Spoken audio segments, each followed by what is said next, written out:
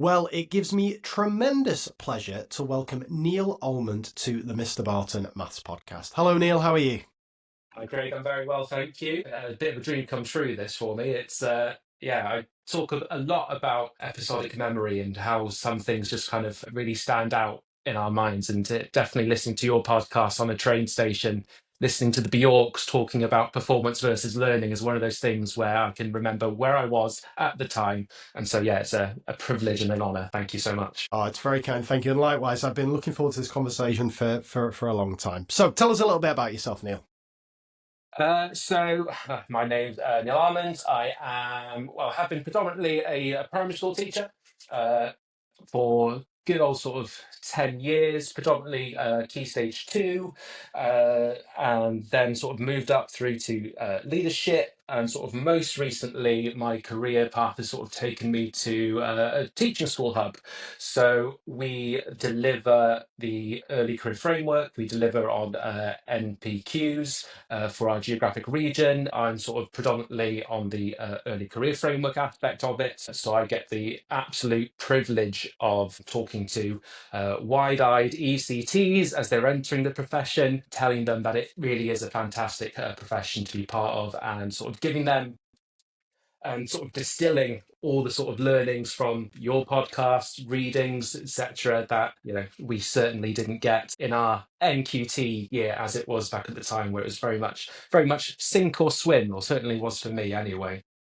Fantastic. Superb. Well, I've not asked these speed dating questions for a while, so I'm looking forward to this. Math speed dating. Question number one. What's your favourite number and 7, for a couple of reasons. It's one of those numbers that just seems to be there, the way that we've sort of organized and structured various things. 7 is there, so 7 days a week, 7 wonders of the world. We seem to naturally sort of want to categorize it in that way. Natural occurrences as well, so there's 7 colors in a rainbow, 7 continents. In terms of music, you have 7 notes until you then go back to the octave. And apparently I was looking at this, like the Pythagoreans really, really enjoyed the number 7 as well, because it symbolized, I think, perfection, which is definitely not, a reflection on me at all, that's my favorite number, but an interesting one, I think. love it? Great choice. Number 2. What was your favourite topic in maths as a student? This was a hard one because I'd never enjoyed maths as a student. I can tell you my least favourite topic, and the moment that, again, episodic memory, when I stopped loving maths, was circle theorems. I think Oh, that was the point where I was like, I don't really know what's going on anymore. And I think because the way that our school was sort of structured, I kind of flip-flopped between different sets, and I think I missed a couple of prerequisites maybe at some point. So I just remember being like, here's some circle theorems, and at that point I was gone. But I think in terms of my favourite one to look at now, it's just place value, because it's something that you just take for granted. And then when you come to teach it, and you go, how on earth do you distill place value to 6 and 7-year-olds? It's just such a fundamental concept to grasp, really, before you can go and do anything else. So yeah, definitely looking at number, place value, I think was my sort of favourite area. it's a great one, that. So a couple of things on that. So circle theorems, I think, are a lot of teachers' favourite topic to teach secondary maths Really? teachers. Obviously, yeah, there's something nice about, but you've got to be a bit of a geek to really get into them, and a lot of kids hate them. You're absolutely right there. And the other thing is, I need to do a deep dive with a maths teacher at some point. We could go off on a tangent here, because my eldest Isaac is 6 now. He's in year 1, and I'm obviously absolutely knees deep in his maths. All I'm asking him about all the time is, what maths you're learning. And it fascinates me how, like you say, you introduce these absolutely fundamental concepts to those kids. So yeah, as I regularly say, hats off to primary school teachers, because of course it's not just maths you have to take this deep dive into, it's all the other subjects as well. So yeah, nice one. Number 3, what job would you like to do if you weren't involved in education?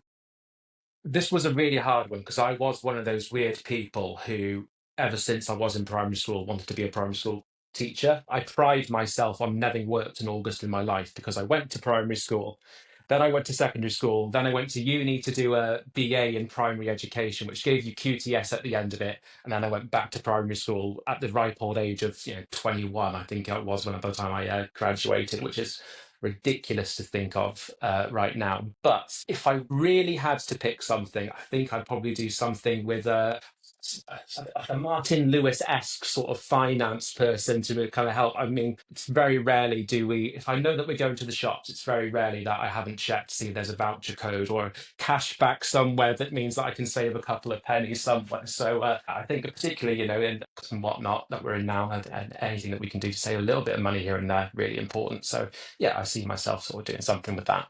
My own heart there. My wife says I'm tight, but I just think you've got to do it. Love it. Absolutely. Perfect. Favorite failure, Neil? Do you have something from your career that didn't go as you intended, but you learned something valuable from the experience? Absolutely. It was my first attempt at my NQT year, which was Nice. Okay. absolutely dire looking back at it. And so obviously always wanted to be a primary school teacher for reasons sort of unbeknownst to me, really. But so what was the quickest route of getting there? Plotted the route, and then I got a job in an academy in Wembley. And this is probably around sort of like September 2013-ish. So academies were all pretty new. And this academy itself was pretty new. So I went in as a year 5 teacher, and it was the first year 5 cohort of that academy. So there was obviously like no planning, no real proper curriculum. It was just sort of right, let's go in and sort of get on with it, really, that sink or swim part of it. And now, ironically enough, the academy, it was an all through academy. And they were really into Doug Moss. So we got Teach Like a Champion 2.0 pretty much as soon as we walked through the door, which was a total juxtaposition to the last 3 years of what I had as a trainee teacher. And I just couldn't get my head around what they were asking me to do. I didn't get it. I was like, but I've spent the last 3 years of my life sort of training in a very different way to what who's Doug Moss? Who's this guy? Does he think that he can, tell me how to teach and whatnot? Kids have to discover this stuff for themselves, Craig. I promise you, it did. I know there are, people out there who say it never happened. Trust me, it happened. And so we got to around Christmas, and I was quite fortunate in the sense that the school had forgotten to register me with the local authority. Right. And so they said, if you leave just after Christmas, basically, like, it won't count, because it still is the case. If you fail your NQT year, ECT year, like that's it. Like you can't do it anymore. And so I was like, okay, well, I'll take that. I'll obviously leave. So I think I left around sort of February half termish, something like that. And then at the time, there was lots of kind of animosity towards the school, feeling that the school had let me down and all of that. And then that kind of gradually sort of shifted and started to change when all of these, listening, say, to your podcast, in books that just sort of totally changed my view and opinion around what effective teaching, effective learning, what schools should actually be like. And so I think the reason why I do, and obviously at the time, you're really resentful for all these things happening, but the reason why I call it my favorite sort of failure is because I wouldn't be here right now if I never had that really rubbish experience of joining the profession, and which is again why I'm really kind of privileged and honoured to be able to talk to ECTs at the beginning of their career and say, my start to the profession was not a great one, but I'm really passionate because I had such an awful experience. I'm really passionate in making sure that your experience is far better than mine, and I'll do everything that I possibly can within our remit to make sure that you do have a better experience.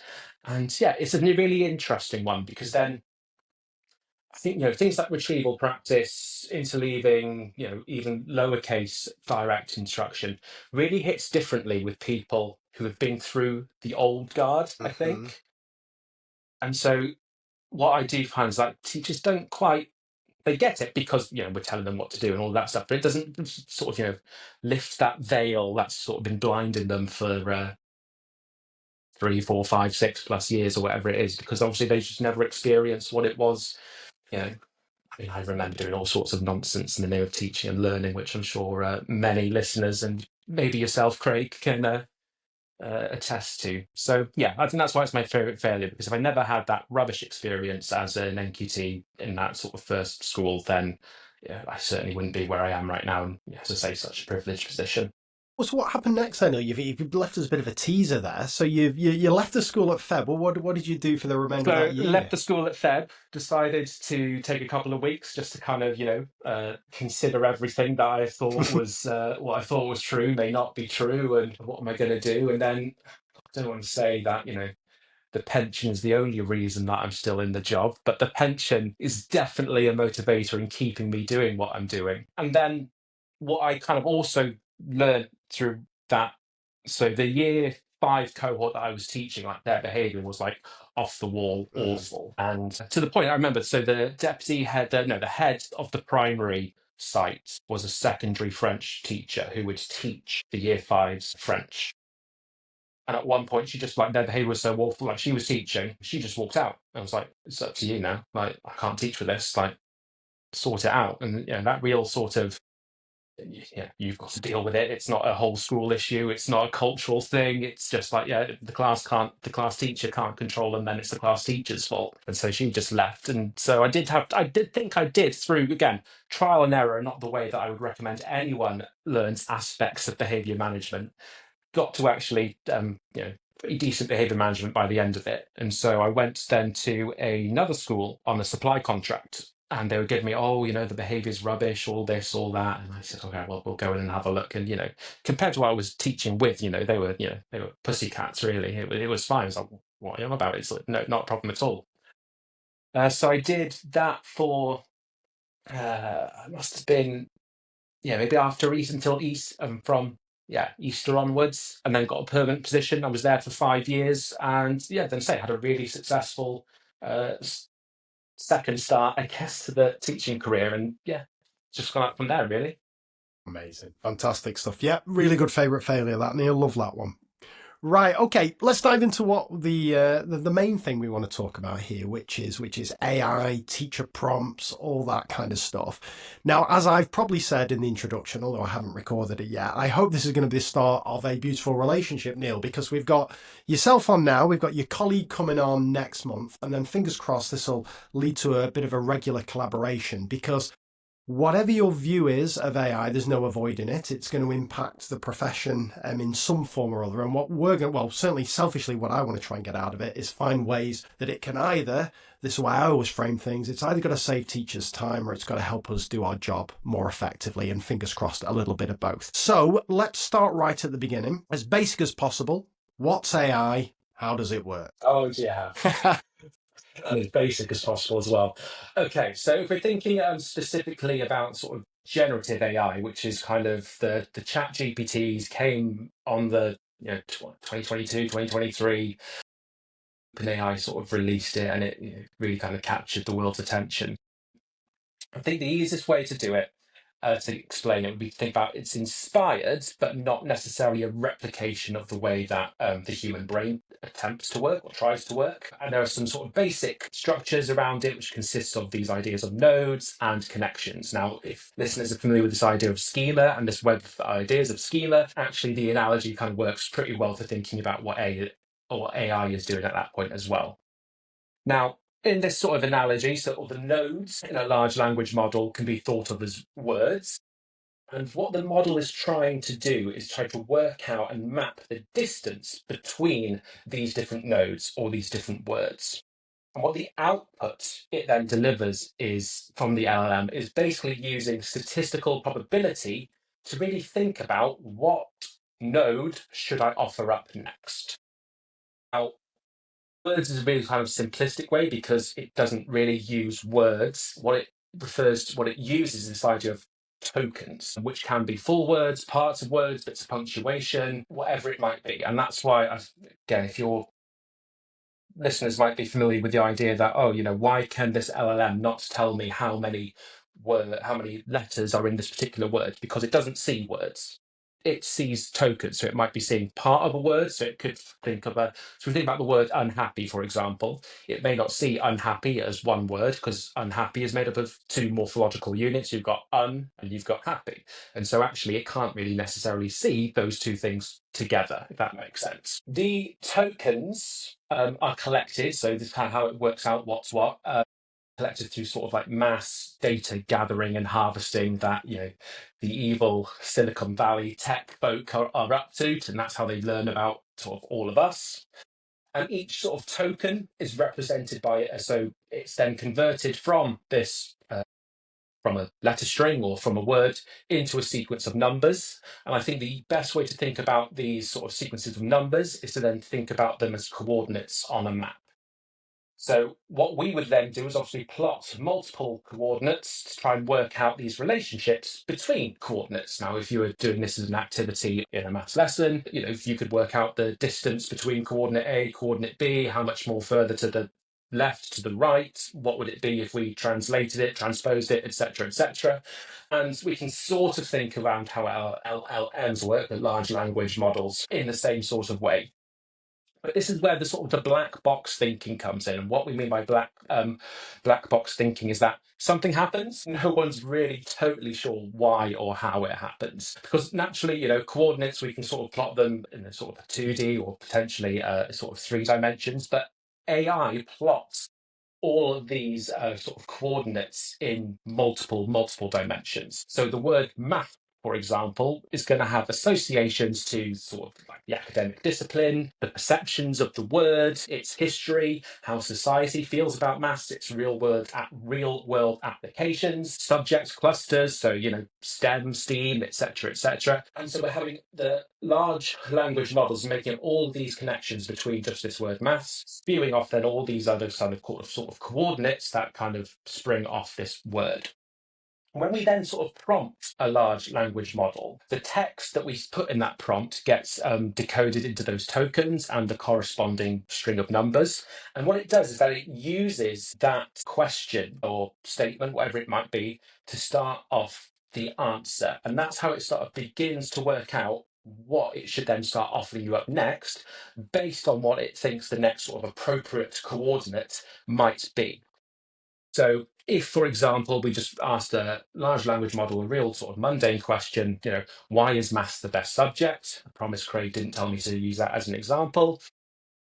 It would come back and flip that into a question, or to flip it into an answer. So like we would teach sort of kids, if you have a question, use the question stem to frame it at the beginning of the answer. The best subject is maths because it has the best subject is maths and it's got those into its tokens and it's encoded or decoded those into the coordinates, the number strings. It then has an idea of how close or far away different associations are to those strings already. And so because we've told it maths is the best subject, it's then going to predict and use that information to kind of work out what to appear, what next to kind of offer up. Engineers may do some different sort of things around here. So they may sort of add their own, what they call weighting. And that's basically telling the large language model to really sort of prioritize certain associations over others. And then the large language model uses that knowledge and information to then sort of update its statistical probability modeling to then say, right, well, actually, Craig is a real sort of, in this example, you've created your LLM and it's based on your mind, Craig, which is a wonderful, yet probably scary idea to think about. And because you're then going to weigh up that maths is a really, the most important subject, that then will kind of improve, or not improve, but provide a different output than if someone who hated maths had programmed their own LLM around what they wanted this LLM to kind of serve up. A way we can kind of think about it as well is this kind of idea of statistical learning. Now, this is something that humans do, where we kind of just learn something sort of really implicitly without us kind of noticing, because what we are doing as humans are gathering up lots and lots of different data points as well. So a real kind of a good example of this is the word permit or permit. Spelled exactly the same way. No one ever sat you down and said, right, if it is a verb, the stress comes on the second syllable. If it is a noun, the stress comes on the first syllable. By you reading it and being corrected and sort of taking in all of that information, you statistically understand that when you see this word in context A, it is a verb, so it must be. So the teacher permits the student to use calculators during the test. So obviously there it's being used as that verb because you're allowing them to do it. And so it kind of works in a similar way to that through all that data gathering from, I'll say, the wealth of information that is on the internet. And that is, I think, as basic as I can maybe explain it. In a way that I think is actually useful. You could just go, it's a prediction machine, and Jack and Jill went up there. I think most people are aware of that sort of nature of it.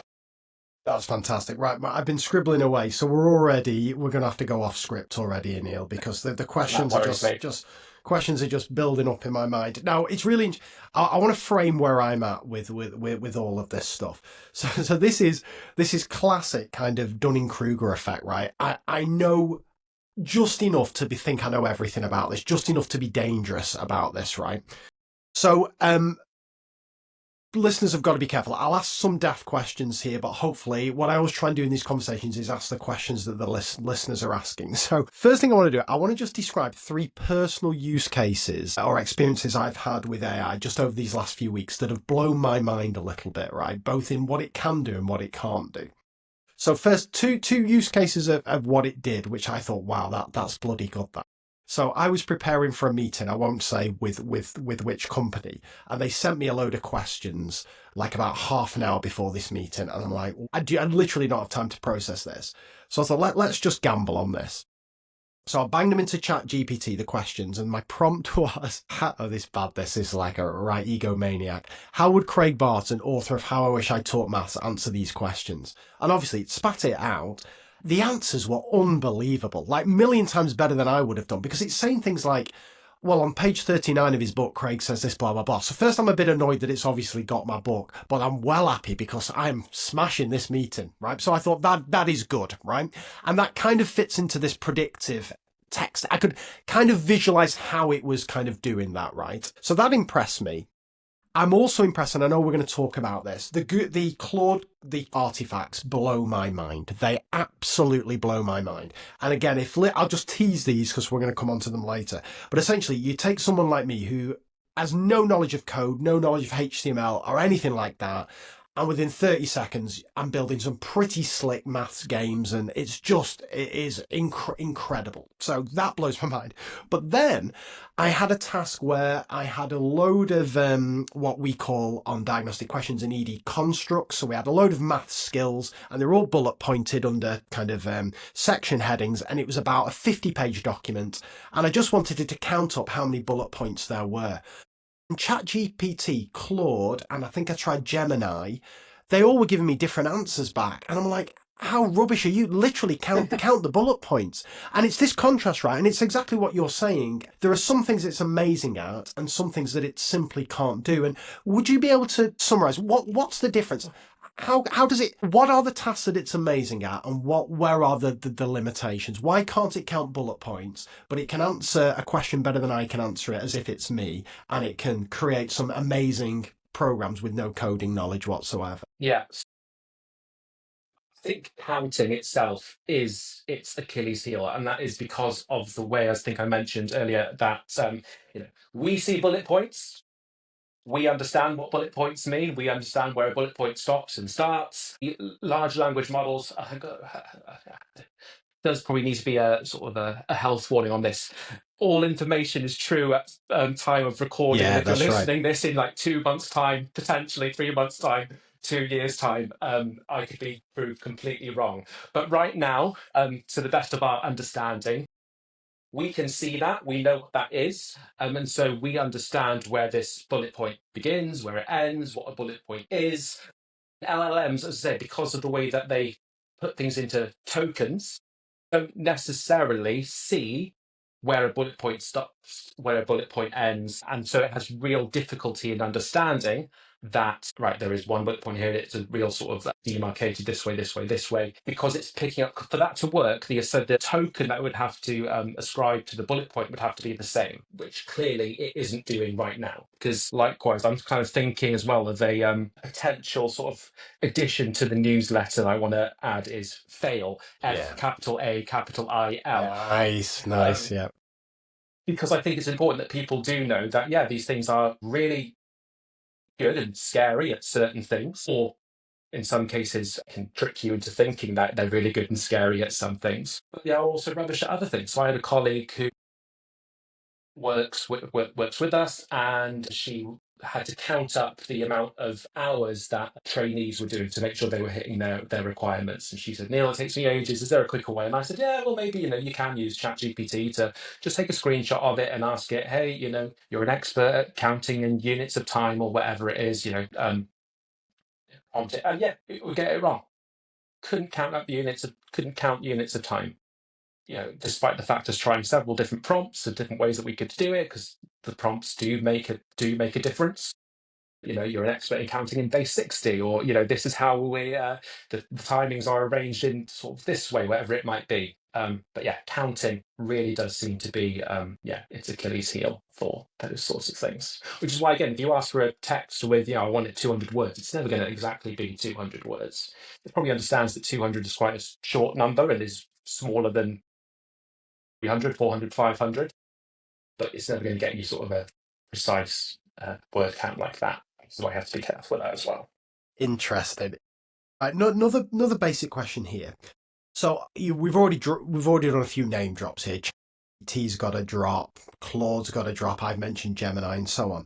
Will you just briefly summarise what's the difference between these two? Why isn't there just one of these models that we can all practice getting good at? Why do we need several of these, and what are they doing differently? So there's another great question. So it all comes down to the training data, effectively, and I mentioned earlier as well the sort of the weightings that these different companies want to privilege over certain things. So Claude is pretty renowned for being a really effective coder. So clearly, the developers behind Claude have said we want you to kind of privilege or weigh up aspects to do with coding. And sort of important caveat for listeners to know, I like Craig don't know what I'm doing when it comes to coding at all. I can vibe code, which is I think I want something like this. Give me something. We'll see what happens. So effectively, what is the difference between these things is really the foundational model of what that training data is, and the sort of the engineering that's gone in terms of how it's telling its large language models to sort of weigh up different bits of data. Now, there is a sort of little debate going on around, is it better to have sort of one mammoth model that can do a bit of everything?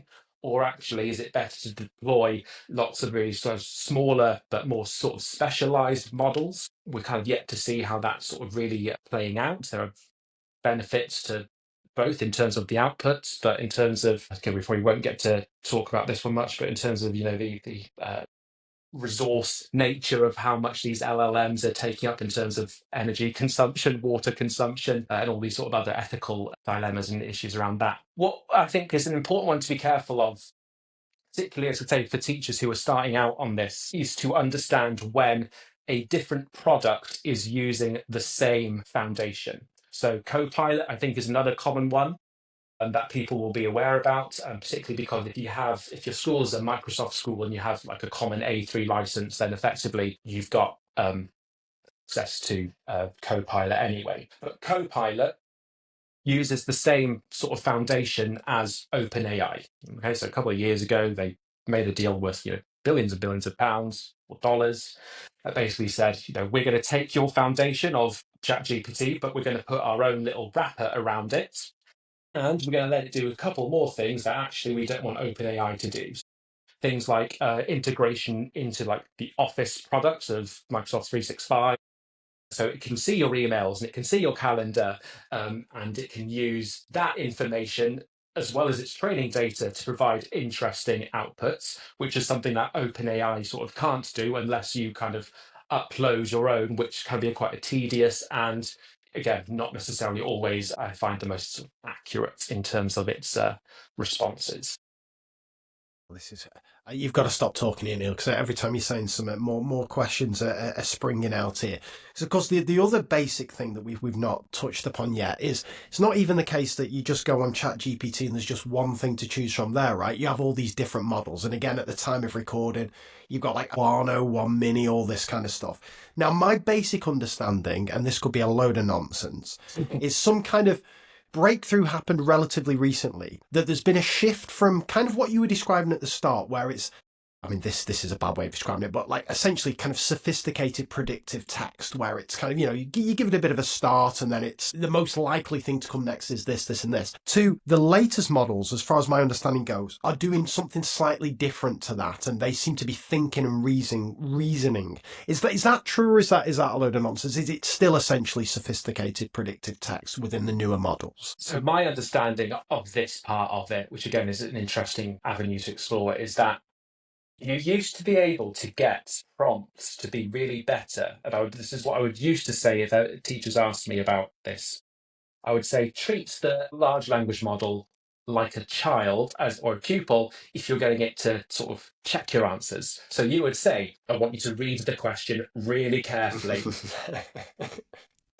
If you could see that they were nervous, take a deep breath, you're going to be fine, do a bit of breathing exercises, all that sort of stuff. And it certainly used to be the case that if you were using those in your prompts, you would actually get better responses than if you didn't include them.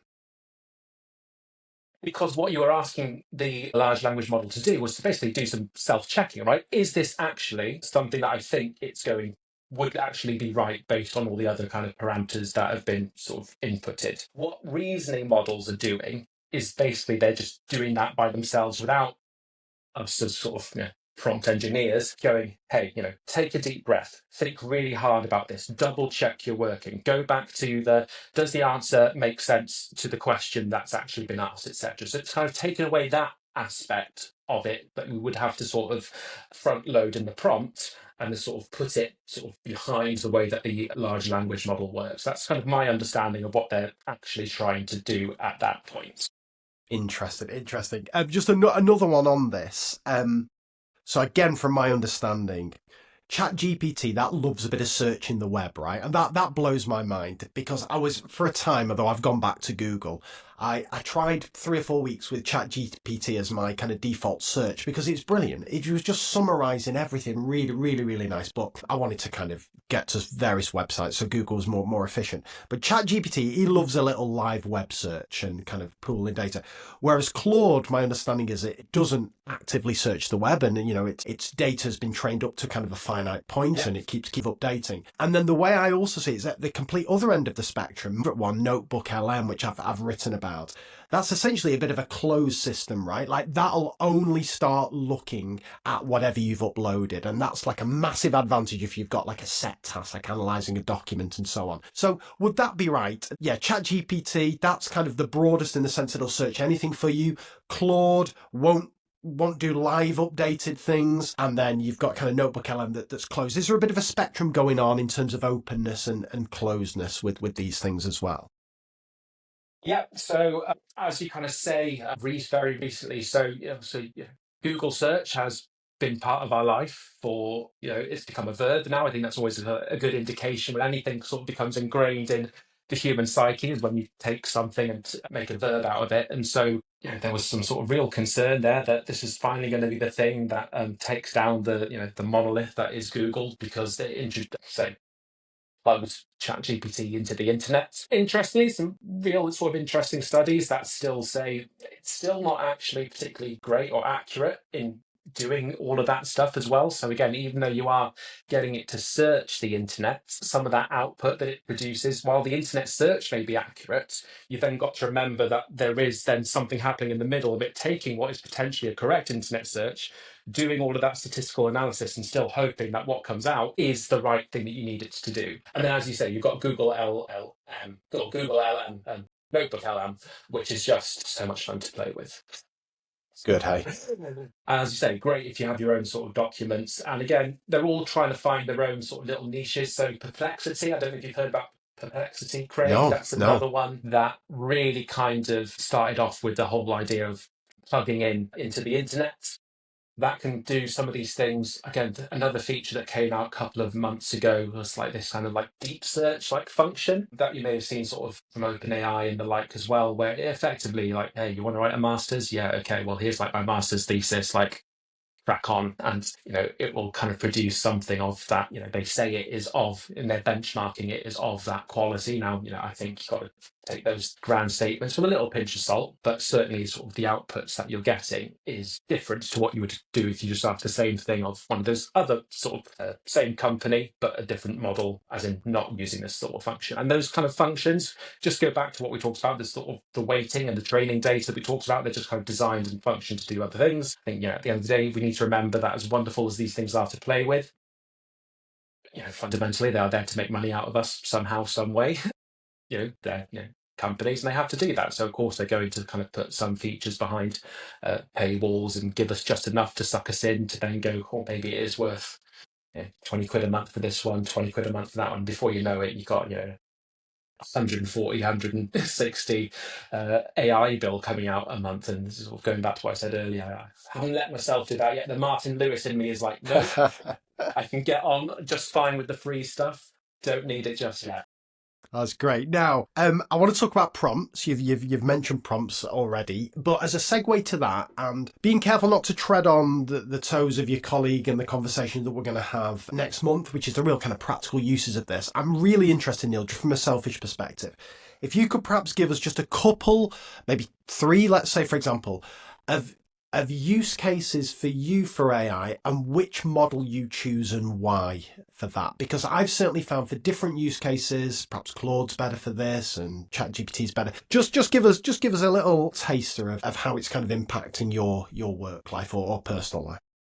Yeah, so I think when I'm thinking about things that teachers can put in front of the kids, which means that but the kids still aren't on the AI. Like we can have a whole conversation around whether children should be on AI. When I'm thinking about, right, as you said, what can I do that's going to make teaching effective? Well, for me, as a maths teacher, when I was at primary, I need unlimited examples at the board, right? I need to be able to do that. I want to click a button that means here are my really clear set of parameters. So if it's 3-digit by 3-digit addition, but you're only sort of doing some carrying in the ones and the tens, I want to be able to make sure that every example that I can put in front of those kids, I can without me having to go, oh, does that work? Does that not work?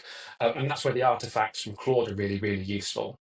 Because, as I say, without any sort of coding, you can just go, this is what I want. It needs to be a dynamic worksheet, whatever it is, what phraseology you want to call it, describe it in as much detail as you can.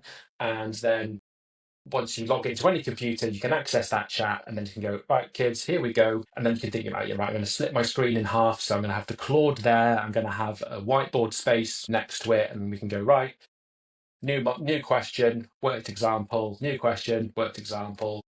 I think it's just, potentially going to be incredible for teachers who just need that extra support. Now, obviously, with that, it's going to work really well for subjects like maths, aspects of grammar that you really can sort of like properly codify into. Will it be useful for other subjects? TBC. But I think those are just sort of really that's a really powerful use case for that.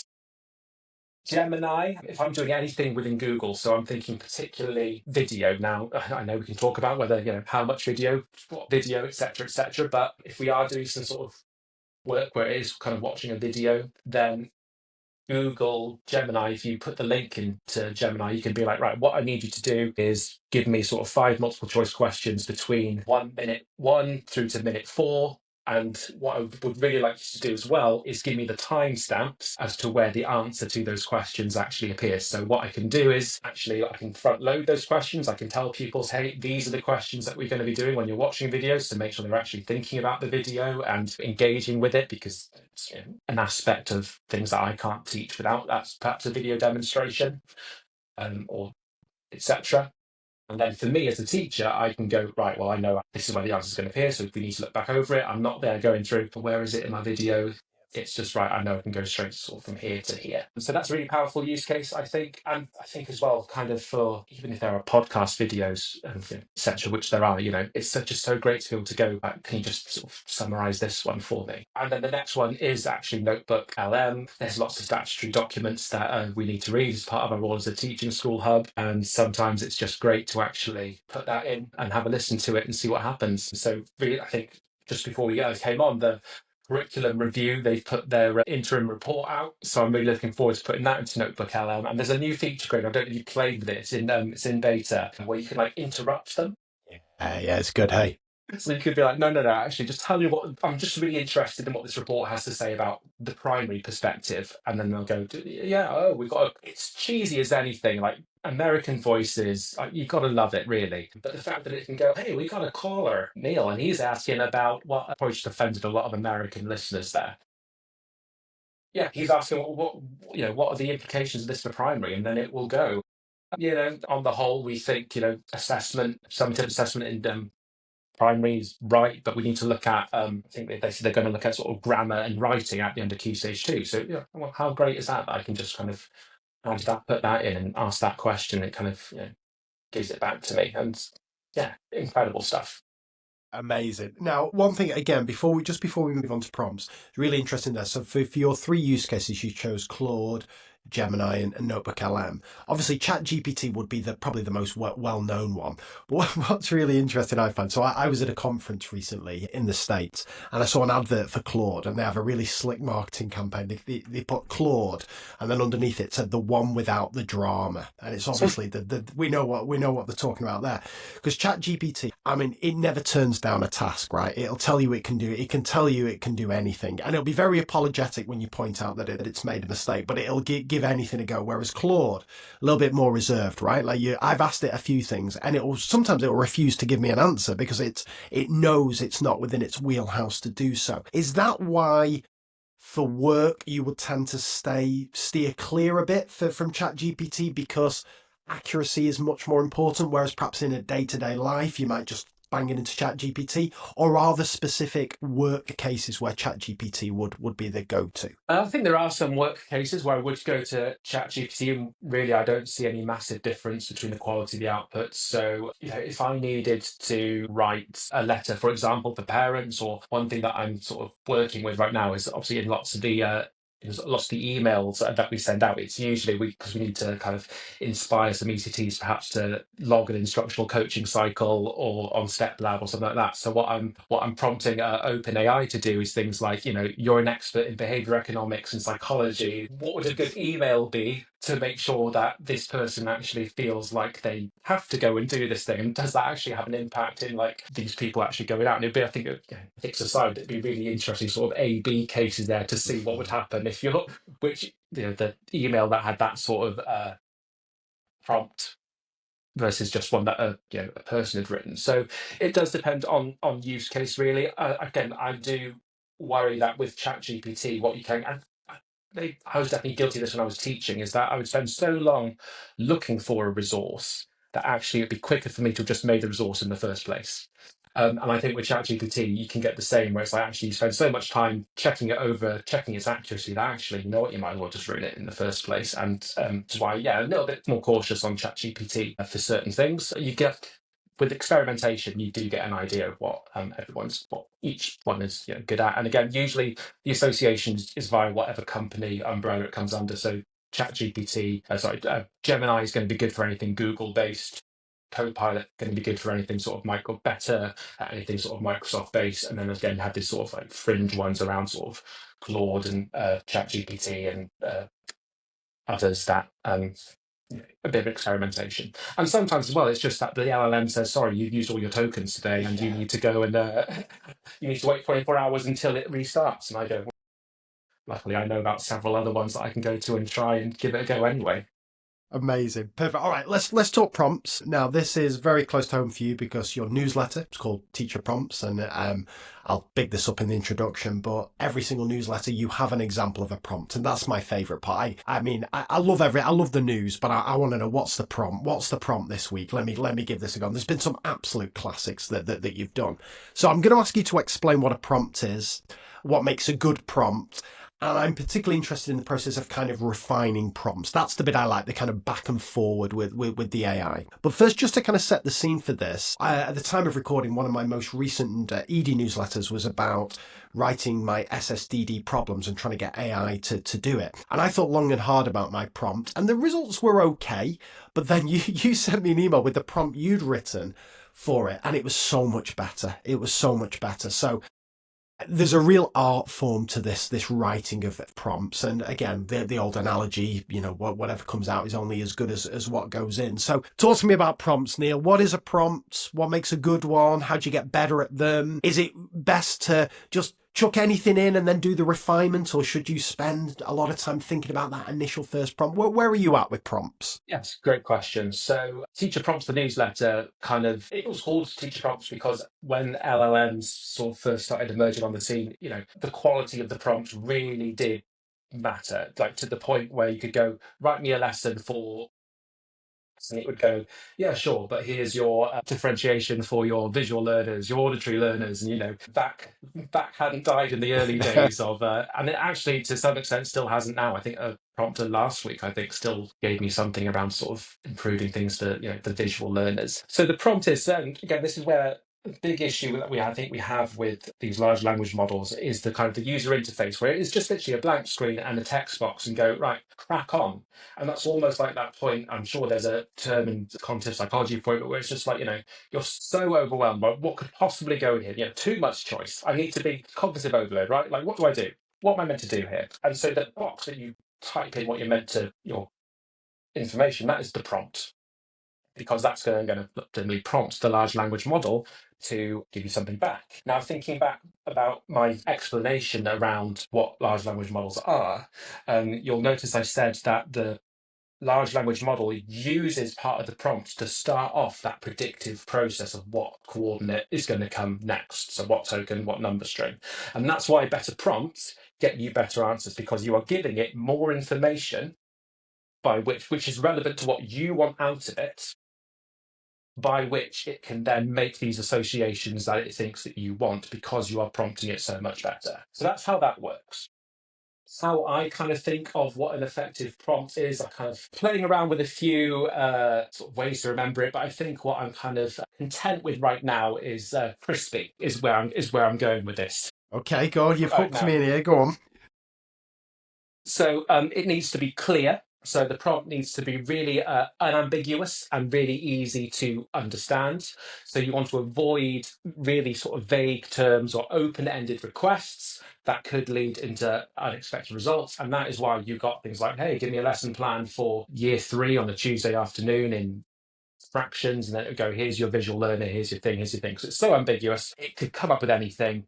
Now, obviously, lots of these, as I mentioned, the way that these large language models work is they vacuum up lots of data, and that's on the internet, and they sort of scrape it from every sort of orifice that it can find. And there was a lot written about VAC, and that is why VAC comes out a lot of these things, because there is all that data, and unfortunately not enough sort of Craig Bartons of the world out there whose output is sort of greater than the VAC to kind of disrupt that aspect.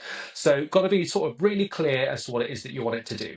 And this is where, again, I think what's really important about prompting as well, and why I think that teachers are in a good position to be really good prompters, is because prompting really is that intersection between really strong subject knowledge and understanding a little bit about how large language models work.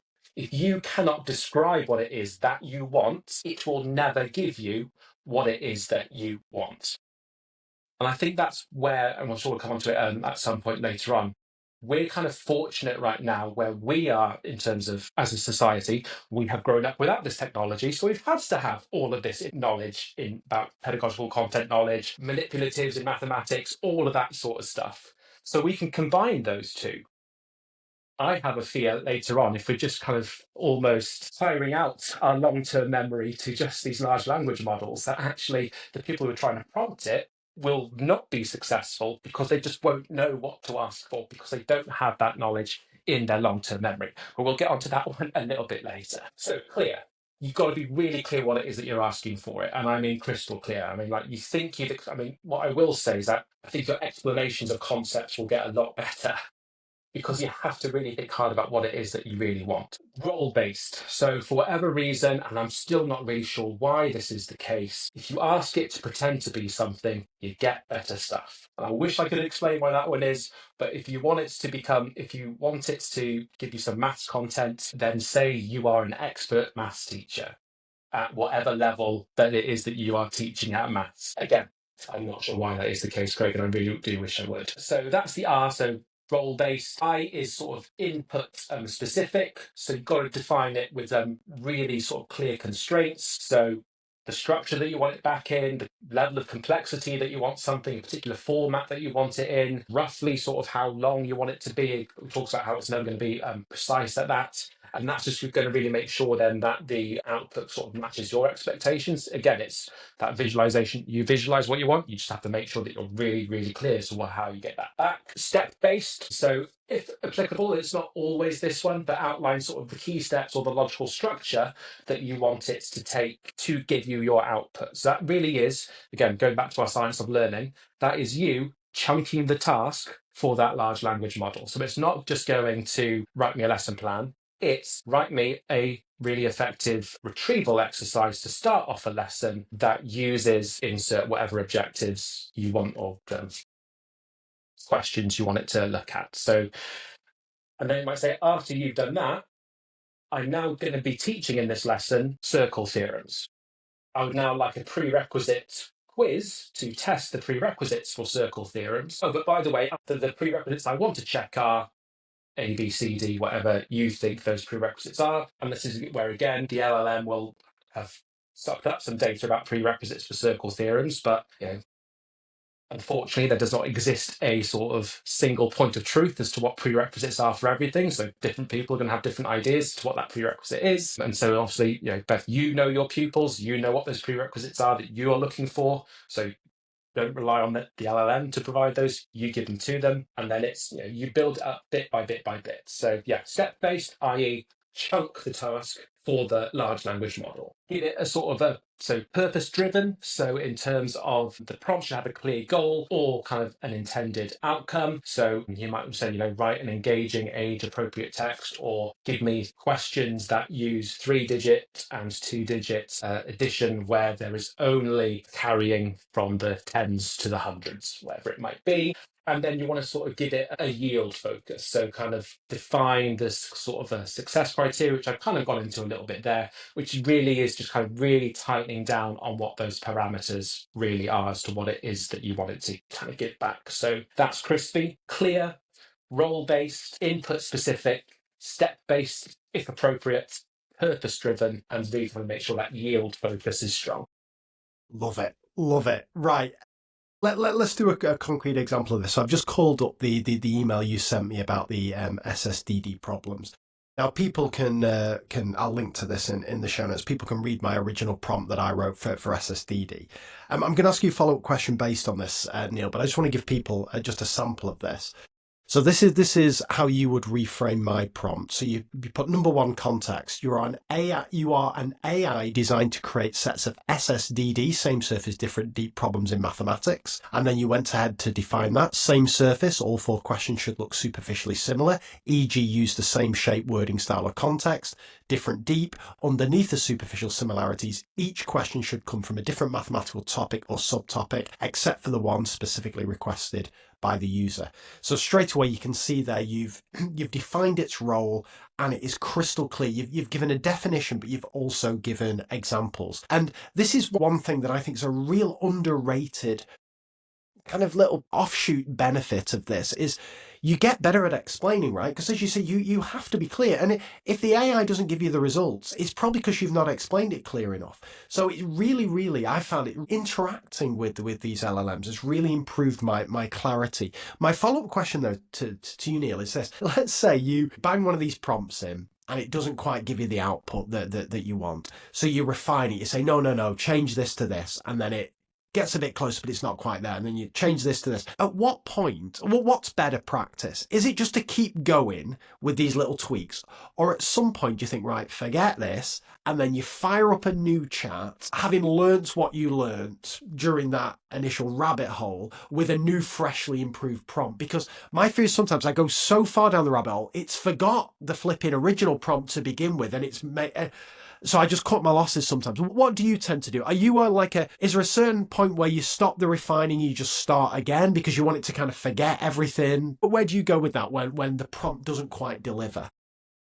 Yeah, so I kind of, again, no hard or fast rule about any of this, but I kind of go with like the rule of 3. If I need to give it any more than 3 iterations, I'm going, actually, do you know what I'll do? I will start again for exactly the reason that you say. Eventually it becomes so far removed from like the original that actually, do you know what, would be better off, but take what I've learned about what it didn't like and put that back into its original one. And that's why I think there's still need for successful prompts for this, because again, it's getting to the point where you can have more of these iterations, and again, in a couple of months down the line, maybe that number of 3 will increase to 5, will increase to 7, and maybe at some point it will be solved. But I think until that point, for teachers to make the most out of it, I do think that there is a use case for going, all right, give it 3 and then sort of start it again. There are trade-offs with that, of course.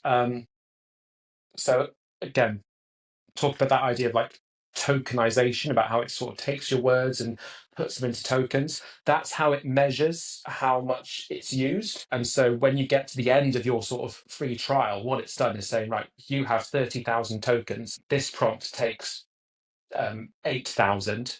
You've then done a little bit more, done a little bit more, done a little bit more. So now you've used 12,000. You've only got 18,000 left. Hope that maths was right. Otherwise, that'd be really embarrassing. If you then take that prompt out again or copy and paste it into a new chat, now all of a sudden you've used 15, another sort of 15,000 of your tokens, and then you still not quite perfect. Prompt it once more, and then you go try to do that second prompt of that second iteration, and it goes, nah, sorry, out of luck. So there is sort of a downside to kind of that, in the sense that you do sort of run out of your sort of your free trial, your sort of, I think it resets daily. I think your daily sort of free trial on these things.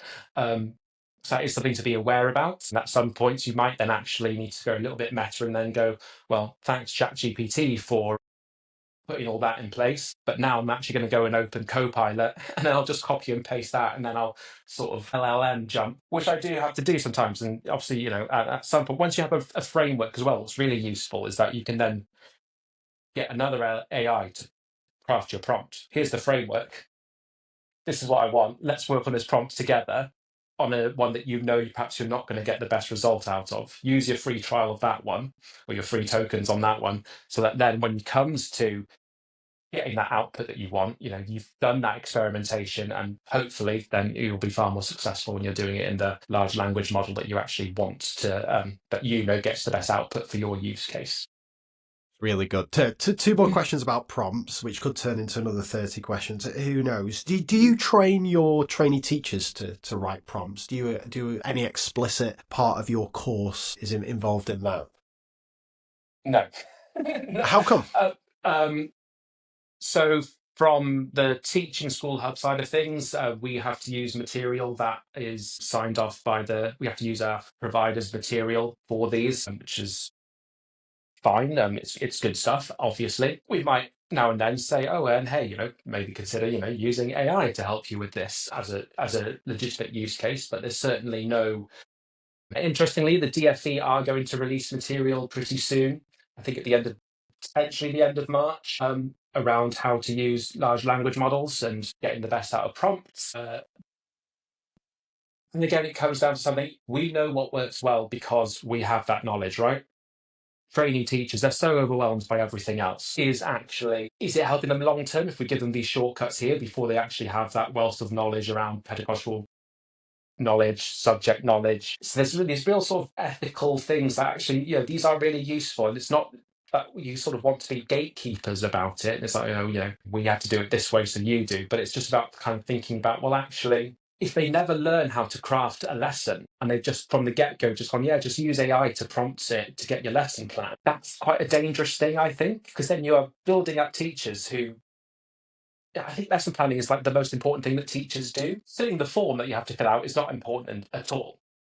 Teachers I've never met a teacher that hates planning lessons. I've just met teachers that hate filling out the performer that the school decided to tell them that that's what their planning should look like. But it's the teacher that knows the class. It's the teacher that knows where the next steps are going. It's the teacher that really understands that learning journey and that knowledge of the pupil and the path that they're on and the curriculum. But if you can't plan a good lesson, that's an issue, right? Yeah, For the profession. I think this is an interesting one, Neil. We may disagree on this. I don't know. So if you'd have asked me as recent as, say, 5 years ago, I'd have said 100% every teacher should be, excuse me, every teacher should be planning their own lessons because, of course, you need to upskill and blah, blah, blah. But then, I look back at the lessons I used to teach in the first 5 years of my career, they were bloody awful because I was trying to make them up on the spot and I didn't have the wealth of experience to fall back on and so on. When I visit schools who don't have kind of centralised planned lessons, so like a shared PowerPoint for teachers to follow, I always think, you know what, there's going to be a bit of a lesson lottery going on here where some kids are going to get a bit of a ropey deal. Like the kids in the ECTs class, are they really going to be getting as good an experience as, the kids in the teacher who's been teaching for 20 years and can craft these expert lessons? Now, of course, your dream scenario, the kind of the lethal mutation of that is everyone just follows this PowerPoint without doing any prep whatsoever. They're just clicking through it and it's an absolute disaster, right? And I wrote a newsletter about this, the difference between lesson planning, which in a lot of schools is kind of start something from scratch, Google, find a worksheet, grab this, bang, bang, bang, versus lesson preparation, which is, okay, here is a centrally planned high quality resource, and I'm going to shift my focus away from compiling it to actually working through it and making adaptations as and when's needed and so on. And I think that's much more effective. But to come on to AI, it's interesting, right? Like, I think a really, really useful thing would be for an ECT to be given 2 lessons and to have an opportunity to think, okay, what makes one lesson better than the other? Where are the strengths, where are the weaknesses of this lesson? And then use AI to support that. Because that's what AI is really good at, right? Kind of summarizing, looking at commonalities, looking at differences and so on. Because what I'm convinced doesn't work is essentially start with a blank canvas and trying to learn how to plan on the job, because you'll get there eventually. But what about the kids who suffer in the meantime, right? What about the kids I taught in the first 5 years who had a pretty raw deal whilst I was learning on the job? If I had some really high quality lessons available to me and a tool that supported me to draw out what are the strengths and weaknesses of those lessons, I think my kids would have got a bit of a better deal. What do you make of that? Yes, I don't think there's much disagreement between us at all on that one. And so I think we've got to make a real kind of distinction between process and product when we come to talking about AI. I think my concern is, because I've seen the case, won't name the math scheme, where it is literally plug and play, right? And it is literally, you can tell when you're supporting teachers, the first time that you're seeing this is literally right now. And that is an issue, because if you don't know what's going to come, you don't know what's going to come. You can be the best teacher in the world. You will adapt better, of course you will, to an ECT, but you still don't know what's coming up, and that's still an issue. Using AI to just get the product, I think, is an issue. Hey, ChatGPT, write me a lesson plan. Using it, as you said, and what I would define it as more as a process help, I think is a great idea. And I think then you can actually get a lot of the coaching elements needed to craft that, because you could say, if you make this, Craig, I want to cut the royalties. That's all I'm saying. If you distill all your writing into a notebook LM, and you then say, hey, give me £5 and you can access that, and the way that you're using this is I'm actually going to be that person on your shoulder who's going to help you craft and plan that lesson. It's got all the books that I've written, it's got all the blog posts that I've done, it's got audio conversations of, particularly I'm really enjoying your series with Ollie right now as well, with how you're starting, what that lesson looks like. It's about 3 hours and we're still only on about the first 5 minutes of the lesson, I think. So that's really good, right? Imagine distilling that power of the best teachers that we have up and down the land and the whole world, and actually you have an ECT, you can go, I am really struggling, that, hey Craig, help me plan this. Even better if then it's set up in a way that actually you're then asking the ECT a couple of questions. Don't want to go to, again, they won't know what they won't know, but a couple of things I think is right that we get our ECTs to think about. That I think is really powerful. But right now there are no sort of guardrails to make sure that is the way that teachers would use it. And I think, again, if it's going straight to just getting the product, I'm not too sure how useful that is. And I also sort of at primary don't necessarily, maybe this might be sort of one of the primary secondary divides that gets lost in nuance, which no one ever has time to talk about nuance. Don't necessarily know how well structured sort of teams of primary schools are done in the terms of the shared resourcing and stuff like that, in terms of how they go about these things, because we tend to focus a little bit more on schemes for certain things, and then we could go on about this and we would probably say some things that shouldn't be recorded in fear of potentially upsetting some people. So I think we'll leave that one for the after hours, I reckon. Interesting, fantastic. Okay, I want to ask you one more just on this. I've messed around quite a lot with Oak National's tool. Now I can't. Yeah. Alia, I don't know how to say it. There's an AI pun in there somewhere, right? And there's 4 letters involved, Alia, Alia, or something like that. Now, For listeners who haven't, well, firstly, for listeners who aren't familiar with Oak National, it sprung up during the lockdown, and now it's a kind of like a separate entity, and there's a bit of public funding going on. It's a bit controversial, but I think the resources are fantastic. It's completely freely available. You can access PowerPoint videos and worksheets on any subject for any age group. But now they've got their own AI tool, which is essentially a lesson planning tool. And I think the way it's been set up is to avoid this kind of blank canvas problem, right? Because you go in and you tell it what subject you're teaching, the year group you're teaching. You essentially provide it with information. It prompts you to give it information, and then it produces a lesson, a fully resourced lesson. And it has its limitations, like diagrams are always a problem. Well, certainly at the time of recording, diagrams are a problem. Back to your circle theorems thing that you were talking about at the start, Neil, the lessons on circle theorems are horrendous because there are no circles involved. It's just describing circles and so on, right? But in terms of generating ideas, I think it's pretty strong. What's been your experience with that, and what's your sense about what it's doing differently? Is it that it's kind of just doing the prompting for you to give you a more focused thing, or is there something a bit more sophisticated going on? Yeah, so it's a really interesting one because I think prior to, and like you, I'm not sure, Ayla, still not sure. It was very much quite a basic. It was a drop down. So I kind of call these sort of closed tools. Now, closed tools are quite helpful in a sense because they get rid of that open space. Oh my gosh, what do I need to do? It actually kind of prompts you down.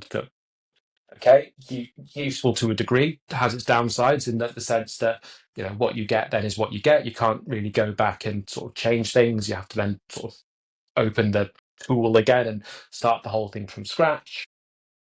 And I say now this time it's like a little bit, it's almost like a hybridy model, isn't it? Which I think is really useful. What it's doing that's really different is that obviously if you go into OpenAI or any of these other LLMs, it's educational content that it's hoovered up and learned about is education content all over the world. And that's why you've got to do things like I'm a teacher in England. Otherwise, you'd be getting an objective from who knows what country that they think is relatively appropriate to what you're asking for. What Oak National have been able to do is kind of create a tool that is, hey, this is planned on what the English national curriculum, its training data is the English national curriculum, and all the resources that were made during the pandemic and all the new resources that they're releasing now, and who knows what other resources as well that it kind of fed the machine. And so that's where that's really powerful, is because actually that the data that the data that's in that model is relevant to the one that you are actually teaching. I've had some good experience with it when it came out. I think I did a lesson on the Romans. Like you, we always have a problem with diagrams, and I really do feel like that is the sort of the next thing for these things to solve is the effective diagram. Because if you want multiplying two fractions with the area model, no chance. And that's really where I think, these things are not making that much of an impact in sort of other subjects outside the more sort of STEM ones, because they can't, if I could go, I need, 7 examples of different volcanoes, and I had to really kind of high, like proper like educational diagrams without the fluff and the fat. Yeah. Just really kind of focus on those core features, game changer. And as you say, that is a particular weakness. So I do its strength, and it is one of the ones that I say do play around with, because as you say, it guides you through it, which I think is nice. They're kind of looking at that user interface and how to make it more accessible to teachers, because another thing that you can talk about for we still teachers who don't mind turning on the interactive whiteboards. Getting them to use this AI stuff is going to be this sort of next level Herculean effort to help them out with that. But no, I think it's got legs in its early days. It's good for certain things. Again, like I've colleagues say for music, don't bother. It doesn't really do music very well. And I think with what we're seeing with all sort of large language models is that where it excels is the kind of the more academic subjects, and where it kind of struggles is some of the more sort of creative aspects. Although I did manage to get a really good exploding diagram out of one of them a couple of days ago to have a look at if I could do that. And so, it's getting better, but still a way to go. Amazing. Right. I want to talk Claude artifacts, because there was a time, it was a few months ago, this is all I was talking about to anybody. I've kind of eased off my addiction a little bit, but I just think this is one of the best things I've ever seen in my life. So if people aren't aware, we've talked about Claude by Anthropic, a large language model, but they have this feature called artifacts, where again you can essentially tell it to create whatever you want and it will create it within seconds as if you're some kind of expert coder.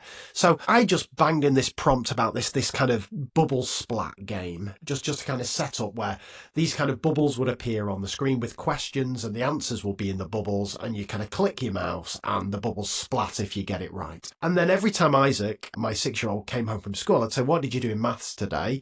So he'd say we're doing number bonds to 20 or whatever. And then 10 seconds later, I've got a bubble splat number bonds to 20 game, or a times table, 4 times table game, or whatever.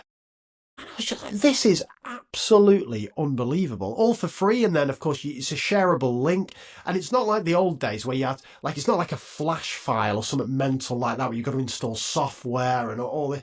It's just there, you just click it and you can just play it.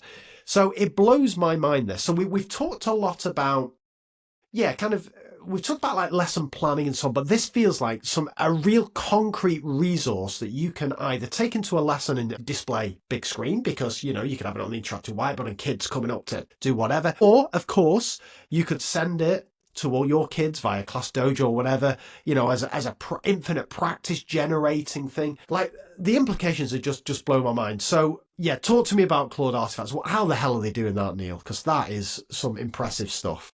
It does feel like magic, doesn't it? It generally does. When I first, I think the first thing that I built from it was it was history. So I was trying for a history lesson. I was like, let's have a look and see what we can do then, because the math stuff is interesting, but let's get other subjects involved here. And I just got it to do like a really simple, okay, you need to it was a fishbone diagram.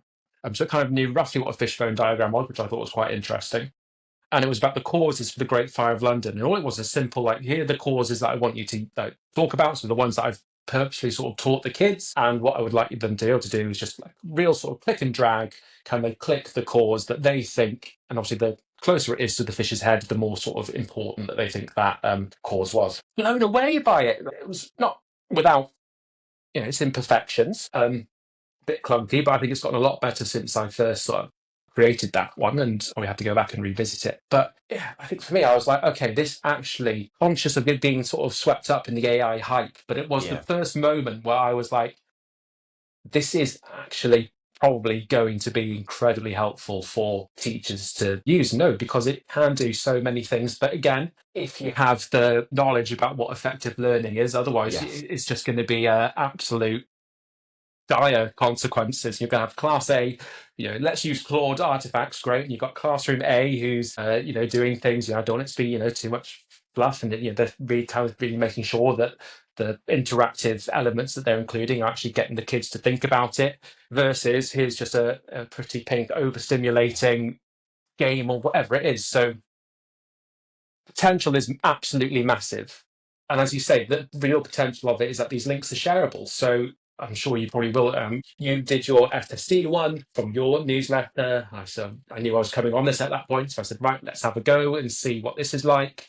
Can I make it work in as that? Because you can then get it to, I think I got it to show the answers, didn't I? Yeah, it's good. Regenerate it again. So it's something else. I do think, we kind of know that how important, they've got to see loads of examples in loads of different contexts. If there's now a button that I can just press, it's going to do that. And as you say, I don't need to know how to code anything to get that to happen. That's really powerful. And I think an interesting project would be potentially to give Anthropic their 20 quid a month, so you get a little bit more, and actually just see, how far can you actually take this? What is the end point? And, do certain educational publishers of online games and whatnot, do they need to start being a little bit careful and cautious about these things, because any school can just, or any teacher can just sort of create one and share it, and then it's all ready to go? But yeah, really interesting stuff. And it's where I mostly go to teachers and go, forget the admin for a second, because I think ChatGPT, great for all that stuff, great for the admin side of the stuff, because it's the stuff that we don't really want to do anyway. This is the thing that's going to get you really excited about being back in the classroom again.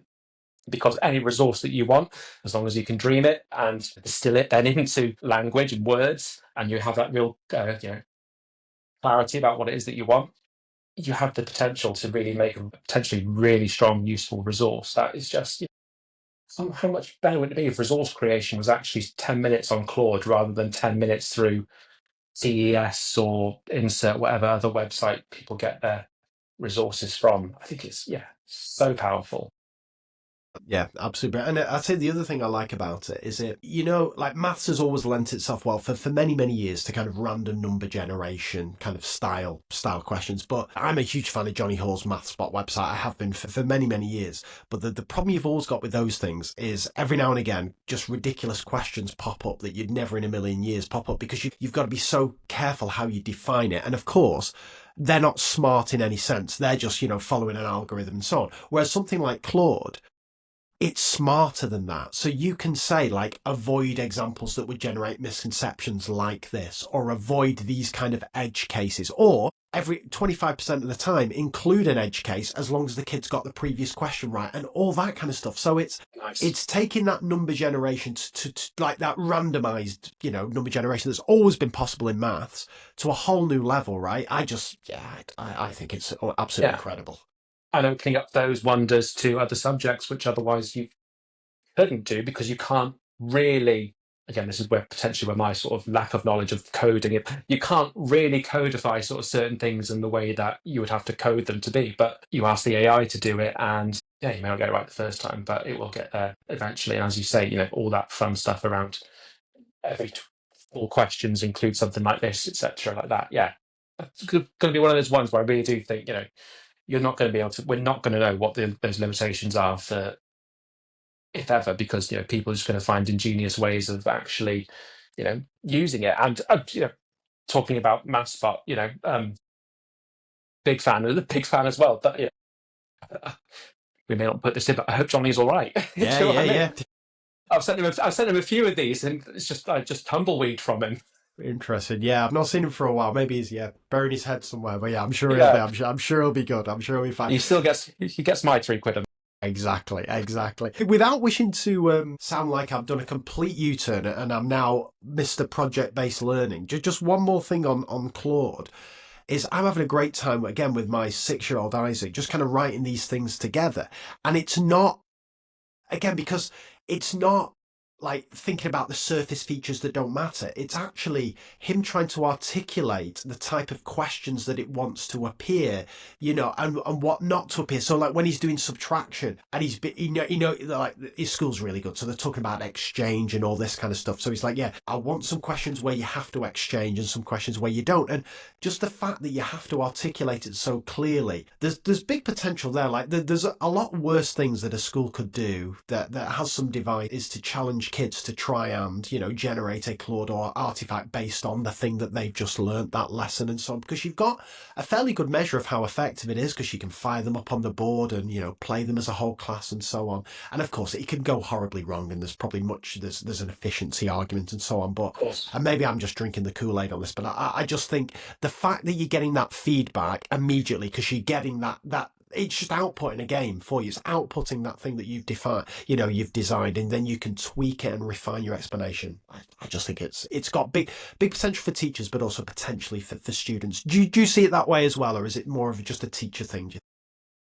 So I think there are two things is around the safeguards. I'm not sure where I feel about giving primary school kids essentially, and I think lots of these things do have. I mean, look, we know WhatsApp's only for 13, 14 pluses, but the bane of my life as a deputy head was sorting out people's WhatsApps falling out over the weekend, and you do think this isn't my job to do, but I have to. And so, you may want to promote that use of technology at that stage at this point, even though the output is quite, as you say, as a formative assessment, that'd be really useful to know if that's what's happening. They can actually do that. So maybe there are ways around it, like, hey, can you write it down and I'll scan it in and I'll take the AI bit away from you? Because a really useful thing that I do with that I've seen, I'm pretty certain I wrote about it as one of the prompts as things to do as well, is when it comes to like descriptive writing for kids, right? Have an idea of what you think you're getting, write your description, put it into Ask Dolly 3 or Mid Journey or any of these sort of image generation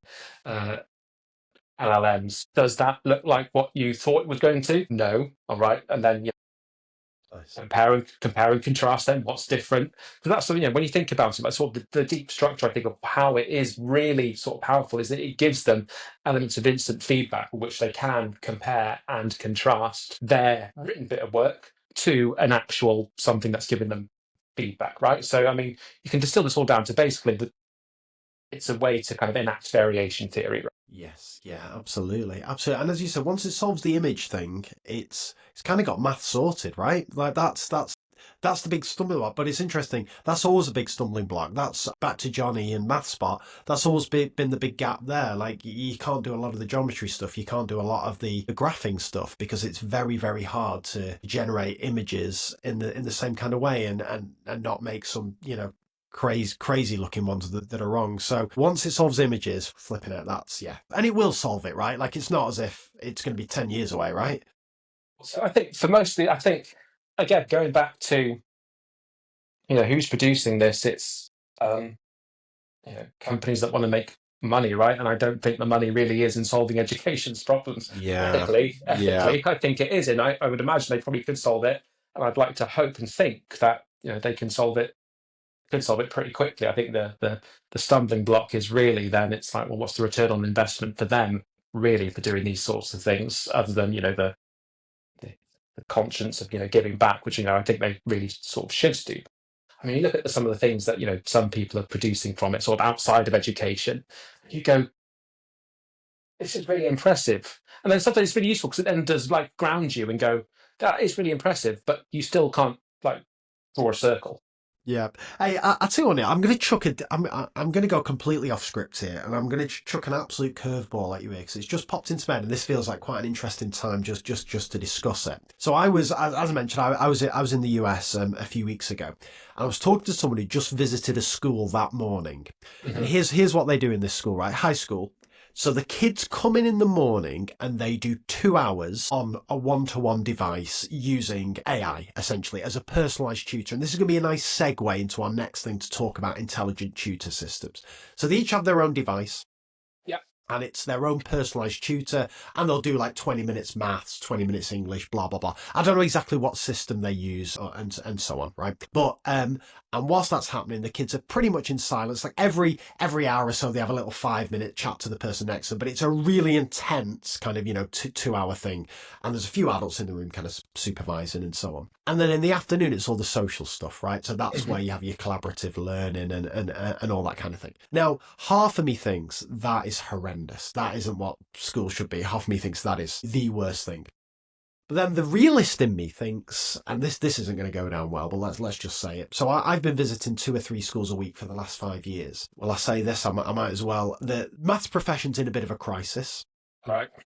You have got quite a few, you've got a lot of classes who are being taught by, you're having to pull in the geography teacher, the history teacher, just the staff, particularly at Key Stage 3. You just can't recruit. You can't recruit a lot of specialist maths teachers. You've also got kind of behaviour issues. It's all kicking off and so on. Mm-hmm. There are some schools that I visited where I think those kids would learn more in the scenario that I've just described, where they are having those 2 hours of intense work on a one-to-one device with the teacher kind of creating the conditions to enable them to kind of concentrate and focus, and then having the social aspect, which of course you need as part of school in the afternoon. And what's happening now, where the kids are being taught traditionally whole class by one teacher. And it breaks my heart to say that, but I think I'm at the stage where I think, you know what, there's something in this. So as a way to kind of segue into our chat about intelligent tutoring systems and AI's role there, what do you make of that? Are you a bit on board with that? Do you think that's a ridiculous thing to say? Where are you? It depends what day of the week I think you asked me, which I know is not a helpful answer, but yeah, it's such a tricky one, isn't it? Because if you admit it, then you're like, what is it then to be a teacher, right? What's the point? Yeah, absolutely right. What now? It fixes some societal problems that we seem to be having around recruitment and retention. I think I still come down on the.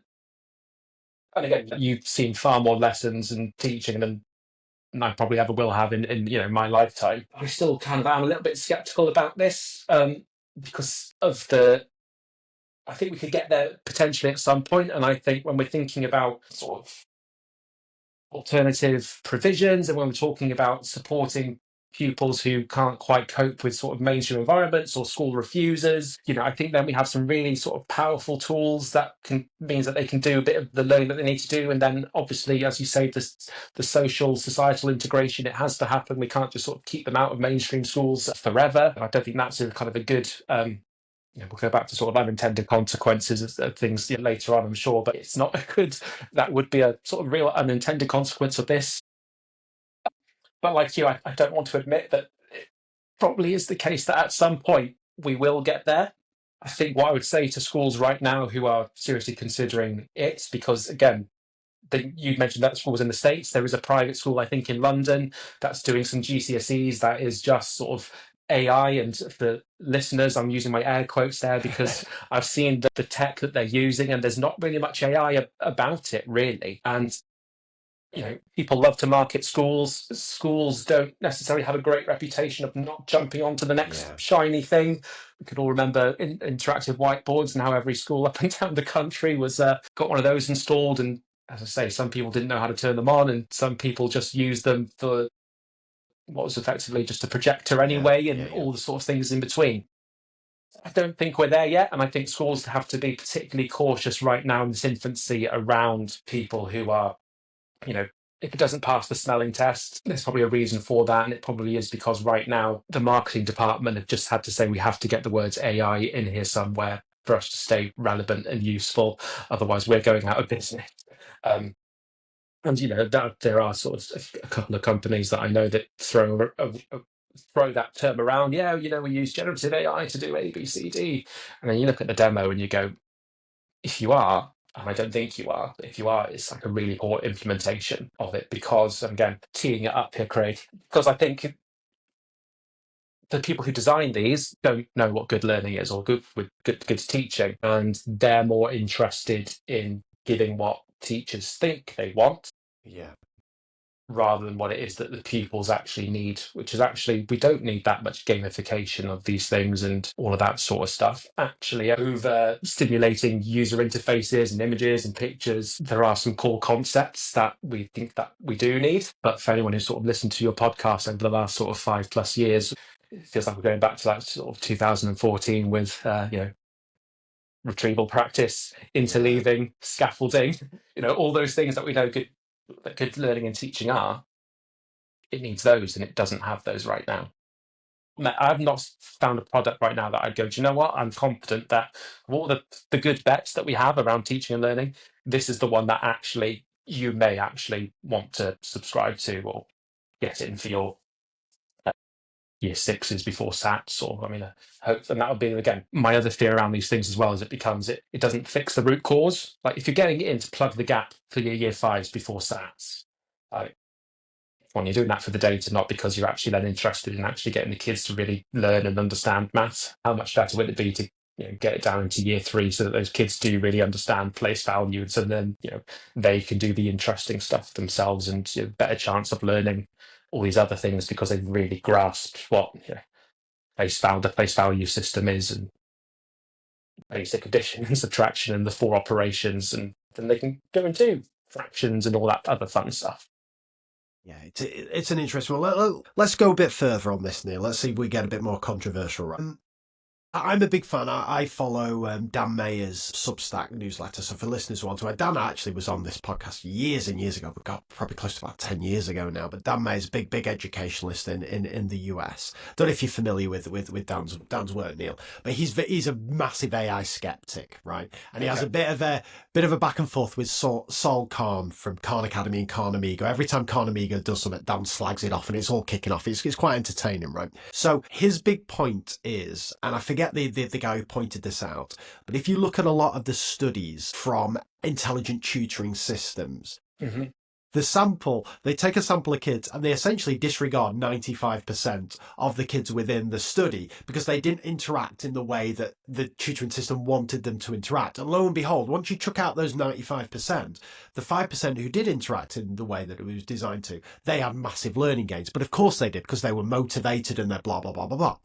So Dan's big point is teachers teach the 95%. They teach the kids who aren't going to, just self-motivate and get the most out of these systems. So I think motivation's a big part of this. You could imagine in a class of 30, just average kids, one or two kids, if you go back to that school in the US, are going to get loads from that 2 hours.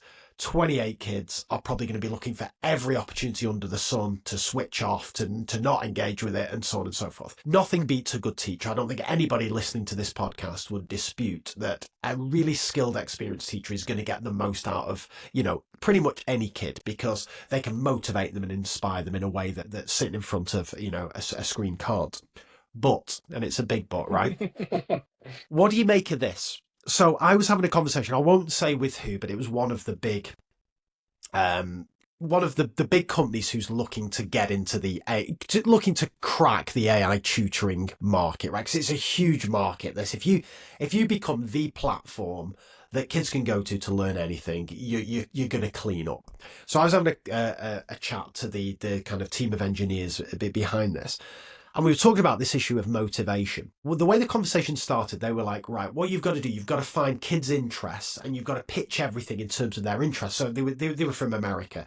So they were saying, like, let's say you're trying to teach subtraction. For one kid, they're going to sit down and you're going to pitch it, with a story about baseball. But another kid's going to sit down. They're not interested in baseball. Maybe they're interested in movies or something. So you're going to teach subtraction in the form of movies. Now, my big skeptical hat's on here, and I'm not a fan of these, fake kind of real life scenarios and so on and so forth. So I was a bit dismissive. But then I came away and I had to think about this, right?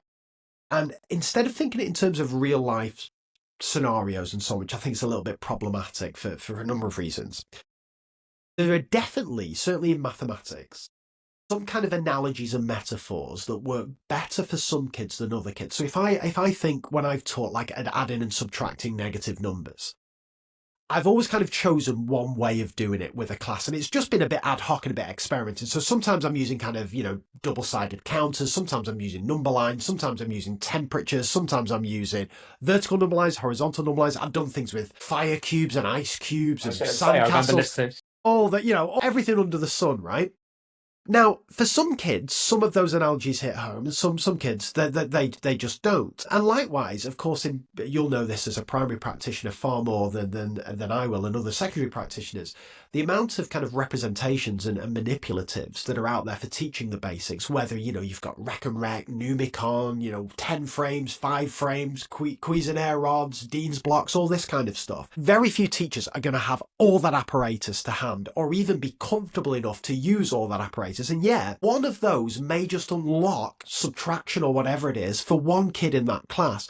So what I can see as a role for AI going forward is this, in the terms of an intelligent tutoring system, is personalization in that way, to take a concept and not to try and pitch it in terms of kids' interests, because I'm not sure that's the useful route, but to find that way of explaining it, whether it's with a metaphor, an analogy, or a certain tool and representation that actually is going to hit home for that kid. And that's going to be very different from the kid sat next to them, and they're very different from the kid sat next to them, and so on. Within a class of 30, I certainly could imagine personalization in that way. So after that big rant, a couple of questions to you.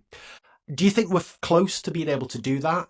And is that a useful use case in your eyes for AI within a lesson context? Or do you still think that's not going to be as effective as essentially whole class instruction with a skilled teacher? Questions. So I think right now, and again, if we kind of go to the maths sort of lens on this one, I do think there is scope that actually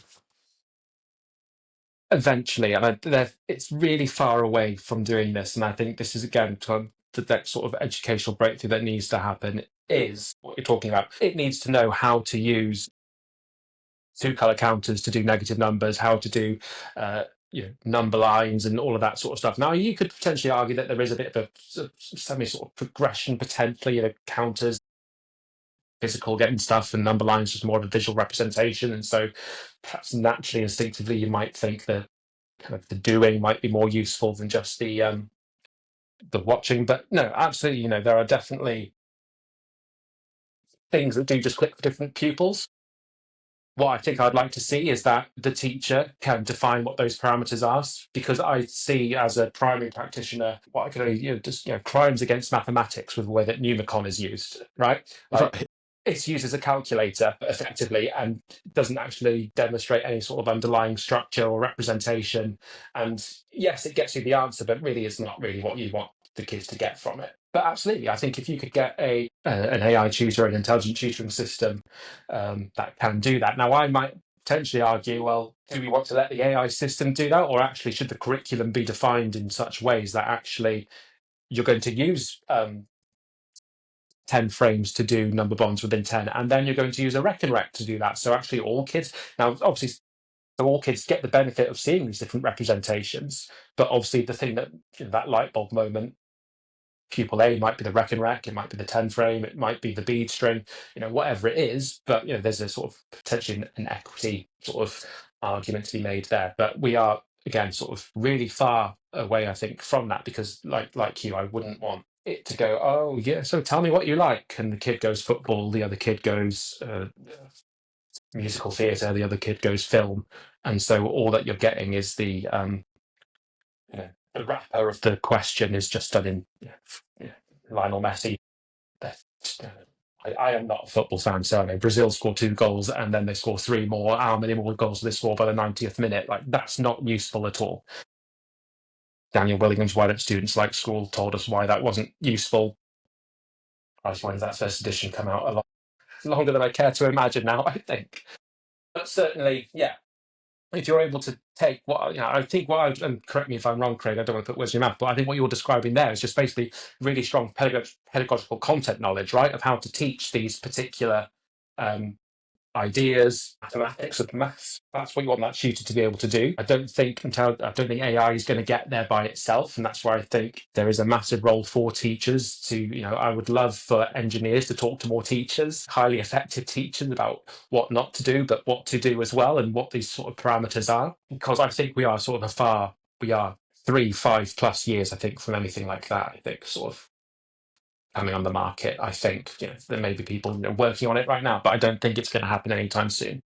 It's interesting, right? So again, I sound like some kind of dodgy guy with a bit of insider knowledge here, but there are definitely people working on it, right? And companies with huge resources, like this team I was talking to, that like it was almost standing room only, because and they were all engineers whose sole job was to solve this problem. So I think it's a big enough thing that it's a bit of a race to get something effective out there. I'm enjoying this controversial chat, so let's just push it a bit further. I'll get cancelled after this. This is my first kind of big comeback podcast with a guest who isn't Ollie Lovell, and this could be the end of the podcast. But let's just go there a bit further. So, as I say, one huge change I've made in my perspective on teaching is I'm now in favour of centralised lesson planning, as we talked about before. Whereas in the past, I was very much of the opinion that teachers should essentially struggle their way through and find their own way. So I agree with you that this is what I'm describing with this kind of, for want of a better phrase, this kind of personalised tutoring system, intelligent tutoring system. I agree with you that I'm just describing good pedagogy, right? But, and again, maybe this is with my secondary teacher hat on. Oh God, this is not going to go down well. I think that there is an argument to be made that you get some of the best practitioners in the country, you take all the research that exists, and you essentially train up this tutoring system to teach these fundamental concepts like place value. And as you say, well, let's take addition. Like you say, we potentially start doing number bonds with a 10 frame, and then we progress to looking at number bonds, whether it's shown with Dean's blocks or with the rec and rec or whatever it is. We essentially program this all in there.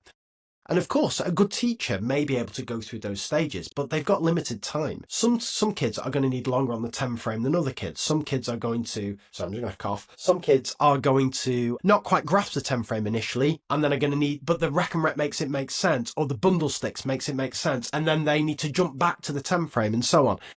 And that's just not practical with a class of 30 kids to do it. Whereas that smart tutoring system can start with the 10 frame, but they can pick up the kids not quite getting this. So fast track them. Okay, let's try it this way with the rec and rec. Let's try it this way with this. Now let's circle back, and it can work at the pace of the kid, but it's been programmed by expert practitioners. Now, you're not, maybe you are telling me, is that not doing a better, if you can solve the motivation angle, if you Yeah. can get the kids inspired to sit down and do it, which is a big if, I think pedagogically, that's going to set the kids up for more success. Yeah, I think it probably will. Because as you say, it's if we're thinking about something as basic as addition, right? I think a teacher can spend 10 years trying to teach addition really well and understand how to use all of these things. And, you know, God, I was like 5 or 6 years before I met into my teaching career until I met Kieran, and then he was talking to me about aggregation, augmentation, and I was like, I have no idea what you're talking about, but I understand. I know how to do addition. That's fine. But I didn't realize there's all these things that about it. And you can have teachers who've never heard of a reckon record, despite all the fantastic work that Amy's doing to kind of bring it to the masses. I definitely think you can do that. And again, I think, there is definitely an efficiency around that. I think it then becomes again, the big if becomes the motivation aspect of it. The big if then becomes like the monitoring of it. Now, less so perhaps the younger pupils, and again, maybe we should sort of define our things there. What age group you kind of see yourself using these things? Like, don't see, and there's user interface elements as well, like the dexterity, like that. I think our early years, year one, year two's key stage ones. I think most teachers are safe for now, but I think key stage one and early years are the safest for the longest period of time, because I don't think that parents would want to send out, I can't imagine you'd want Isaac at the age of 3 or 4 to be taught by a computer at that point. And I don't think that a computer will ever teach a child how to read. Mm-hmm. I think that's, a massive one. But yeah, no, I do think that it will eventually, what you describe, it will get to. I think what we need to make sure, well, what needs to happen is obviously it's the right people in the room, right, to have those conversations, to make sure that those happen, because otherwise, you could have the best engineers in the world, but if they're going to the wrong people who are bringing the wrong ideas about what we understand effective learning to be, then we have a bit of a problem.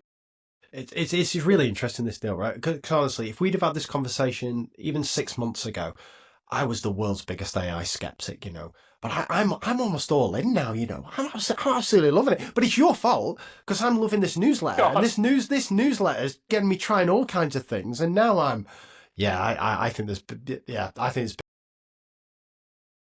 But the more I sort of spend time thinking about it, like, you then think, yeah, this is really fun, but then you like, hopefully we'll have time to go to some of these things. We may not do, but I think we need to be aware of the unintended consequences of these things. That, okay, it may sound good now for these pupils, but I think when it comes to smartphones and we weren't prepared really for the consequences that those things came about with. And I think, if knowing what we know now, I think we would definitely say, yeah, no smartphones until you're 16, no social media until you're 16. But at the time, it was like, oh, this is great. It's going to transform communication and what it means to be social. And people who are lonely are going to feel, that they have connections with people. And then, it's transpired that, yes, there's a subset of that, but equally, this whole sort of chasm of issues has also arisen from it. And so I think the more I've spent thinking about these things, the more I've also then spent time thinking about,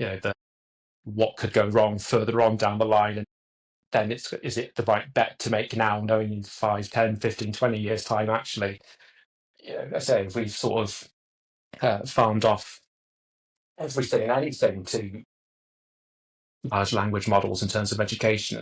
Even now, if they want kids to be prepared for the world of work, well, if they farmed off all processes and all procedures to large language models, then they're not going to be prepared to go for work. How upsetting would it be if in 10 years' time a conversation is, hey, I'll get ChatGPT out on my phone, the voice. We haven't even talked about any of the voice mode stuff yet. Yeah, that's how we conduct our conversations now. You go to the pub and you tell your LLM to have a chat with your mates LL because you don't know how to hold a conversation.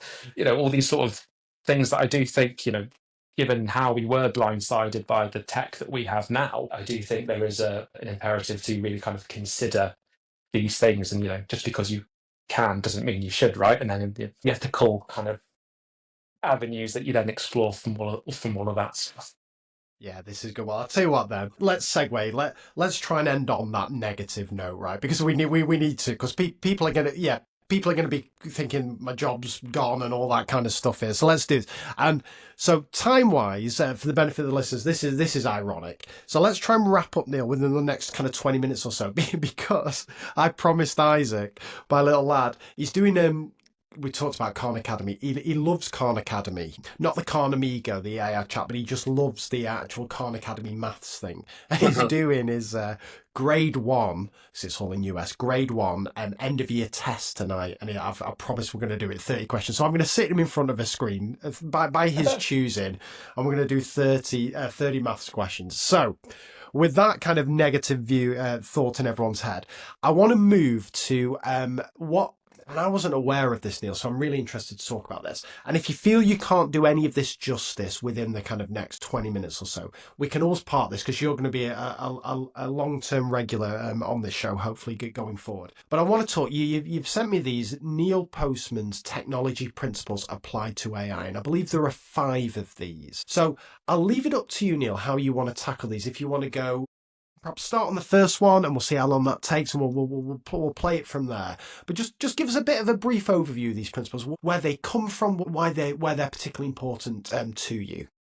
Yeah, so Neil Postman, I think it was Mark the Court who first put me onto me. He's mentioned him a few times on Twitter X, whatever happy to use language we use now, around sort of technology. And he had a couple of, Mark would sort of quote Neil Postman around sort of, here are like 5 questions that you need to consider for technology, and these aren't those 5. These are sort of different ideas. Neil Postman, he was an author, educator, he was like a media and like cultural critic around the sort of 70s, 80s and 90s, and he basically just was a bit of a technical tech skeptic. Now, I've always, outside of education, I'm a massive techie. Like my partner Shannon will tell you, like our house is automated. I can turn my lights on by asking it. I can turn my heating on by, I can open the front door. I can do all sorts of weird things. And I love my tech. I certainly came into education being like, yeah, one-to-one iPads are the way. Definitely get on.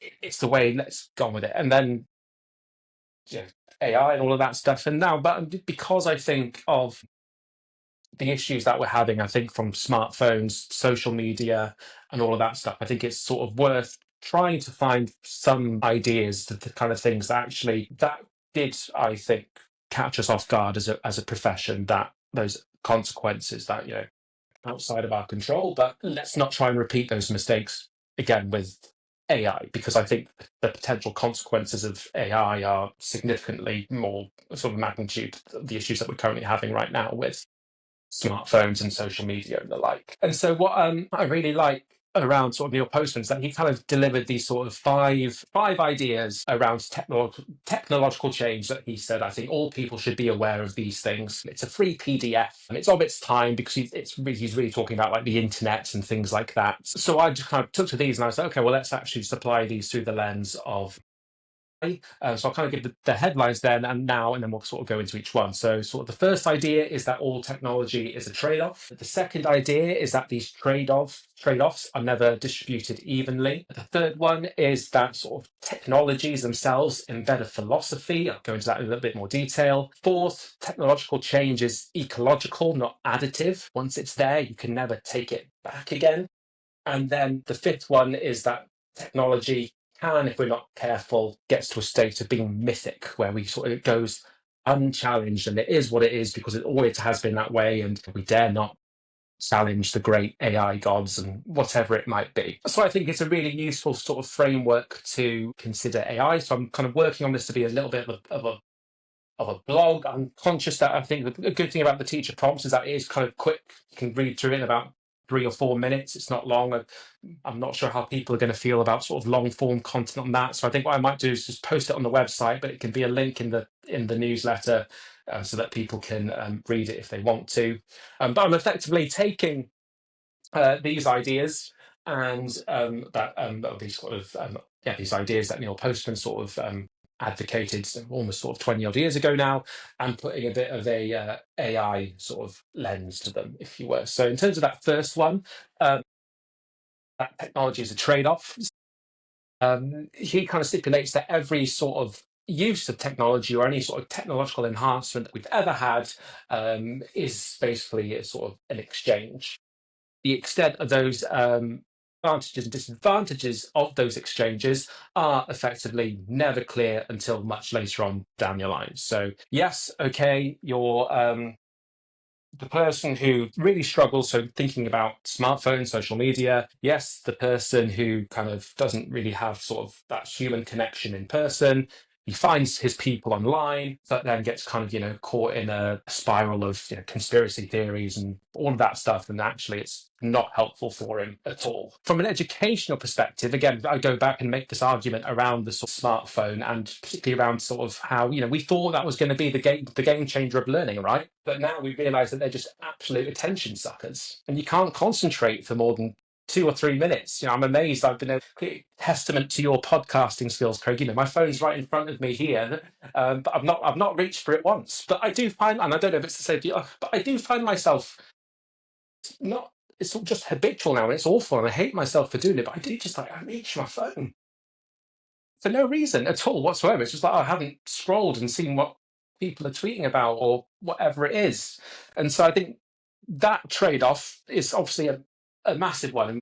It was Marianne Wolf who wrote a book. It was called Reader Come Home, which is effectively, reading in this time of technology. And basically kids aren't reading. Well, kids are reading, but they're reading things that are on their smartphone, not sort of literature reading. And obviously there's a real sort of difference between the written word of your friends messaging you or Snapchat or whatever else happens, WhatsApp, versus, decent sort of works of literature. So what I'm kind of thinking here is that sort of AI might well be able to write sort of lesson plans, but that doesn't, the trade-off of that then, as I said, is if it's kind of that process, it's robbing, or sorry, if it creates the product, then it's robbing teachers of that process. So even going back to, the slight disagreement that we had, if they don't know how to adapt a lesson because they've just gone straight to farming out all of that work beforehand, then where are they going to be? If they can't, what's the use of a really strong centralized resource if actually they don't know what adaptations to make, where they want to go? Oh, actually they go, oh, little Johnny I know actually needed more of a retrieval question for me is going to actually better be chosen from here because of A, B, C, D, E, F, G, and all those other reasons that it'll be impossible for a AI machine to know. And that really does come, I think, to that sort of, human interaction power. Now, again, sort of, I don't know, again, where I kind of feel, I think we will get there eventually, where potentially maybe the learning to pupils' experience could be better from the reasons that we've kind of talked about. But I do think that is sort of one trade-off that we do need to sort of be wary about, this idea that it is going to rob us of what it means to be a good teacher, to make any of these adaptations, to know. And if you don't know any of that stuff, then as I mentioned earlier, you get to the point where actually you wouldn't know what to prompt a large language model to get the good output. And then actually you get the case where it's rubbish out, rubbish in, and actually it's not helpful to the kids at all. And so trying to understand what that sort of sort of that balance, I guess, of actually what does it mean to really be a good teacher? What are the things that we as a profession could say? We can use AI for that. We shouldn't use AI for this because we might lose the capacity to do that later on or to be as effective. There are millions of other trade-offs that we could potentially have with AI as well, in terms of, again, the ethical question here, is it if it is effective learning, is it still right though for their experience to be 6 hours on a screen? Because right now school could be the only time where they don't get any time on a screen. If you haven't seen, what's Wally, have you seen Wally yet? Is Isaac good enough for Wally? Right, I mean, talk about sort of unintended consequences. It was there, right there in Wally, however many years ago Wally was, with all those people in there. So it's a trade-off, right? And I think we'd be naive to go, yes, okay, this could solve Bloom's 2 sigma problem, but to what extent then is it right to do that if it means that the human condition essentially gets not destroyed but is really harmed, because the way that they're able to do that is to effectively be on these screens. And then again, you then open up the other idea then of, as teachers, are we actually more open to the idea that we are going to be more facilitators, condition enablers / that social side of things? It's a common trait, if you want to teach the subject, teach secondary. If you want to teach the kids, teach primary. are secondary teachers happy for that to be the case? Most secondary teachers I know teach because they love the subject that they teach, right? And so is that going to help retention? Does that actually then matter if actually we don't need people who love their subject, we just need people who love kids and are happy to, be their kids, support network or whatever that might be. And so, yeah, the first one is all a trade-off. And when you spend more than 2 minutes thinking about these things and all these things, and you might be nodding your head in the discussion that Craig and I have had, and then you spend a minute thinking about it and go, yeah, just because we can, should we? Really good points there, Neil. Yeah, lots of things I hadn't considered there. Love that. Yeah. Go on, give us another. Give us another one.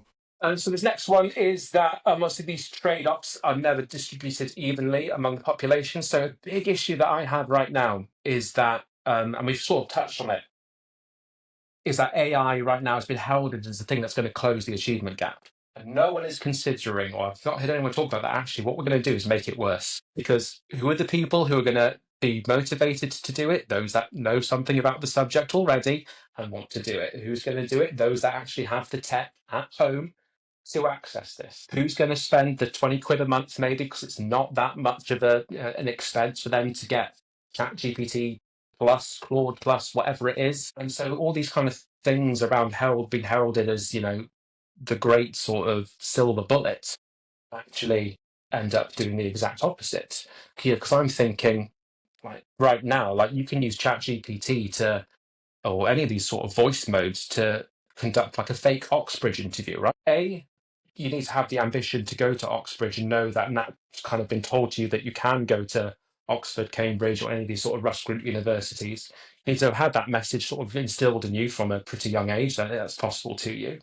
Then you need to go, oh, actually, like, why don't we use AI to actually practice doing that? And then you need the technology to actually do it in the first place. I think the people who are most likely to do that are probably the more advantaged. And so what you're going to see, more people who are more sort of socially and economically advantaged are going to use these tools in that way, which potentially other pupils aren't going to. And what's going to happen? They're going to do better at these interviews because they've been coached and practiced through it, and they're not having to. Parents are saving money. It's great. And they used to spend 80, 100 quid on an Oxbridge interview tutor, whatever it is, and now you can just craft it out to say an LLM for potentially not much at the time. And so I think there's a real concern for me that we're talking about how great this is and it's going to really kind of close the achievement gap, that we do need to kind of seriously consider that actually it could make things drastically worse. And then and again, unintended consequences. If what happens then, when it does become a fabric of everyone's sort of life and expectation that they can use these tools, you can't then just sort of take them away. And I think that for me also is probably the scariest thought about all of this, is how exciting it is to talk about these things in these conversations. But I came into education to close that gap. It didn't come in that potentially maybe this sort of experimentation might actually do the exact opposite of what I wanted to do. I'm going off AI very quickly, Neil. This is... and that's scary, right? It is scary. It is scary. Yeah. And again, it's a cliche to say, right? But we saw this during lockdown, right? We saw the kids who thrived were the ones who had the conditions where they could study at home, access to that technology, were used to that environment. Yeah, there was no more reliable experiment of what just can happen to the achievement gap than that. Yeah, and I've not drawn the analogy with AI. AI, really important point. Yeah. Really and important the other kind point. Again, that's just thinking about the pupils. Yeah. Right now, it really excels at the admin kind of thing. Who does Yes. most of the admin? It's senior leaders. Yeah. So actually, all this work right now, is it just going to be the case that senior leaders are just going to get more time and actually teachers aren't going to be able to get more time in doing these things? Now, and then you can get to the ethics argument. And it'd be interesting to hear your kind of... A parent isn't going to care whether a letter from the head of year for the end of school trip for year 8 is done on AI, but would you care if you knew that Isaac's report was just all written by AI? Yeah. And so actually what we're doing is not solving the teacher crisis and the workload of the teachers. What we're doing is solving the workload of the senior leaders and doing a little, because most of the teachers' time is spent in front of the kids teaching, where they can't actually use AI much, or potentially, shouldn't, for, other sort of ethical reasons that we then sort of talk about around screen time and things like that. And so you kind of get into this sort of, massive ways of thinking around actually, again. And some SLT will go great. That means I can spend more time in class. That means I can spend more time supporting my teachers. And I'm sure we've all worked with some SLT. That means this is great. I can just stay in my office, pretend to look a little bit busy, and continue earning, a salary that's what, 2.5 times the salary of the ECT1 that I've hired in September, who's really struggling with a 65 hour a week workload. And I guess you can make the argument that it's going to widen the kind of teacher quality gap as well if you're really going down this road, right? Because your more experienced, more knowledgeable teachers are going to be able to evaluate the output of the AI and choose the bits that are the most useful, most impactful, the ones that are going to enhance their teaching and the learning of the kids. Whereas your novice, less experienced teachers, the teaching quality could get worse, right? If they're just, banging this in, no sense of how good the output is, they're just using it, and all of a sudden kids' results start to nosedive and so on. And we see that, I think, or we see that sort of behaviour already, as I mentioned before, a certain maths scheme that will remain nameless, where you can just download the PowerPoint, download the worksheet, plug and play, and you say it's the first time that teachers hear it. And then you've got the other argument then about, well, your big maths who could potentially do some interesting things. And I think we're not going to be, before we get to intelligent tutoring systems, I think we're going to get maths who have developed their own sort of large language model where they fed it all their policies, they fed it all the curriculums. And so when something happens and the leader doesn't know what to do, they can just go to the local LLM that sits on the server somewhere and go, oh, right, okay, what does the policy say about this? Really useful, really good use of AI, right? But your one elementary primary school is in a local authority, they're never going to be able to afford and then you have the issue around, if I have this AI tool, you could use that to market to get teachers in and say how, you literally have a teaching assistant who's there, it knows your lessons, it knows your work. How can you compete then with a school then that doesn't then offer that as well? So what you're then going to do is we kind of see a little bit now is kind of that gap between where the good teachers are teaching and where, the good teachers needs to be. And actually what we're doing is moving the good teachers away from where we really want them and putting them in places where they are needed, but the extent to which they're needed. So Jeremy Bentham sort of for the greater good sort of ideas further out there. So you've got to, well, to my knowledge anyway, no one's talking about these side of things. And again, I think we were so blindsided by, or have been so blindsided between sort of social media, tablets, mobile phones, etc., that I think these are serious consequences that we do need to think about. Neil. Oof, dearie me. What we're going to do, press pause there for two reasons, right? One, as I say, I'm now rethinking my entire life choices here, my parenting style with Isaac. But also, I need some time to process this because this is, it's made me think about things in a completely different way here. And what I don't want to do is rush through these final three because there's some biggies coming up here. So what we're going to do, we're going to pause it there, listeners, but next month we're going to have Neil's colleague on where we're going to talk about some kind of practical use. And it'll be interesting.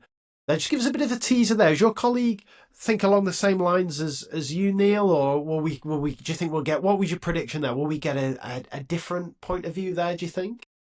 So with James, who sort of helps to support me and others, I should just kind of give a quick shout out as well to Peps, who was the mastermind sort of behind this idea after a research ed 2000. All good ideas start at a pub, right? And that's where that happened. And here we are sort of 2 years later, weekly email coming out. So Peps, James, all sort of helpful in putting all this together, which has been great. And loads of people use Substack. I use Beehive. I don't really know the difference between them, if I'm brutally honest, but Pep said you can use my Beehive, which is where Teacher Snacks comes from. So I was like, great, we'll use that. And then Jeremy, who is a little bit of a... he is the real sort of techie who kind of helps with like the website design and stuff like that. Because originally our plan was to create a library of teacher prompts, which people could just kind of go to. But it's kind of, because of the way that we can now sort of interact, it seems like maybe that's not needed, or there's sort of different ways that we might be able to do that. But James, I think, is definitely a little bit more bullish, I think, on the AI thing than me. And it's kind of important. It was important for us to kind of have these different perspectives. And certainly a lot of the ideas that I sort of talked about are very much sort of my ideas as well, not necessarily the kind of the views of everyone else. But you spend a lot of this time sort of in ed tech, but in a way that I think is quite rare, that you've actually find people that are really sensible about it, and he's not there to kind of sell you a dud or snake oil or anything like that. So yeah, he's really good. Spent a lot of his time and still does spends his time in schools leading on tech, because it's there, right? I mean, you can't escape it, and so you've got to find people who can do it sensibly and well, because otherwise, potentially, he may be able to fix some of these issues. You never know. So yeah, he's going to come and give you a bit of a grounding, I think, on sort of some of the more sort of practical uses, and particularly around sort of, it's not a very sexy topic, but things like policy a little bit as well, I think, because that is important at this stage, and how sort of schools can sort of support with sort of rolling out and training teachers up on the ground to sort of make that happen. And it sounds like, hopefully, because we didn't hardly touch the surface, I think, Craig. So if you have me back, I'd love to come You're back. Yeah, you're back, definitely. So for listeners, we've still got the other 3 principles to do. So we've not done technology's embedded philosophy, technological changes, ecological. Technology tends to become mythic. We've also not had Neil's reflection on something important he's changed his mind about. We've not had his big 3. And just, again, by the next time we talk, the whole world could have changed again, right? So well, we'll have to put a disclaimer and say, don't listen to the previous one, because it was all wrong. Exactly right. So fingers crossed we'll make this a regular thing. We'll definitely wrap up our conversation from this time, and then we will come up with a format to have a regular feature on the podcast, because certainly, just from a selfish perspective, I'd love to talk much more about this. But we'll park it there for now. So Neil Almond, thank you so much for coming on the show. I will be bigging up teacher prompts in the intro and in the takeaway, and there will be obviously linked to it in the show notes. So if you're not signed up to the teacher prompts newsletter, that's the first thing you need to do when you finish listening to this. But I will shut up now. Thanks so much for your time, Neil. Cheers. Thank you, Craig.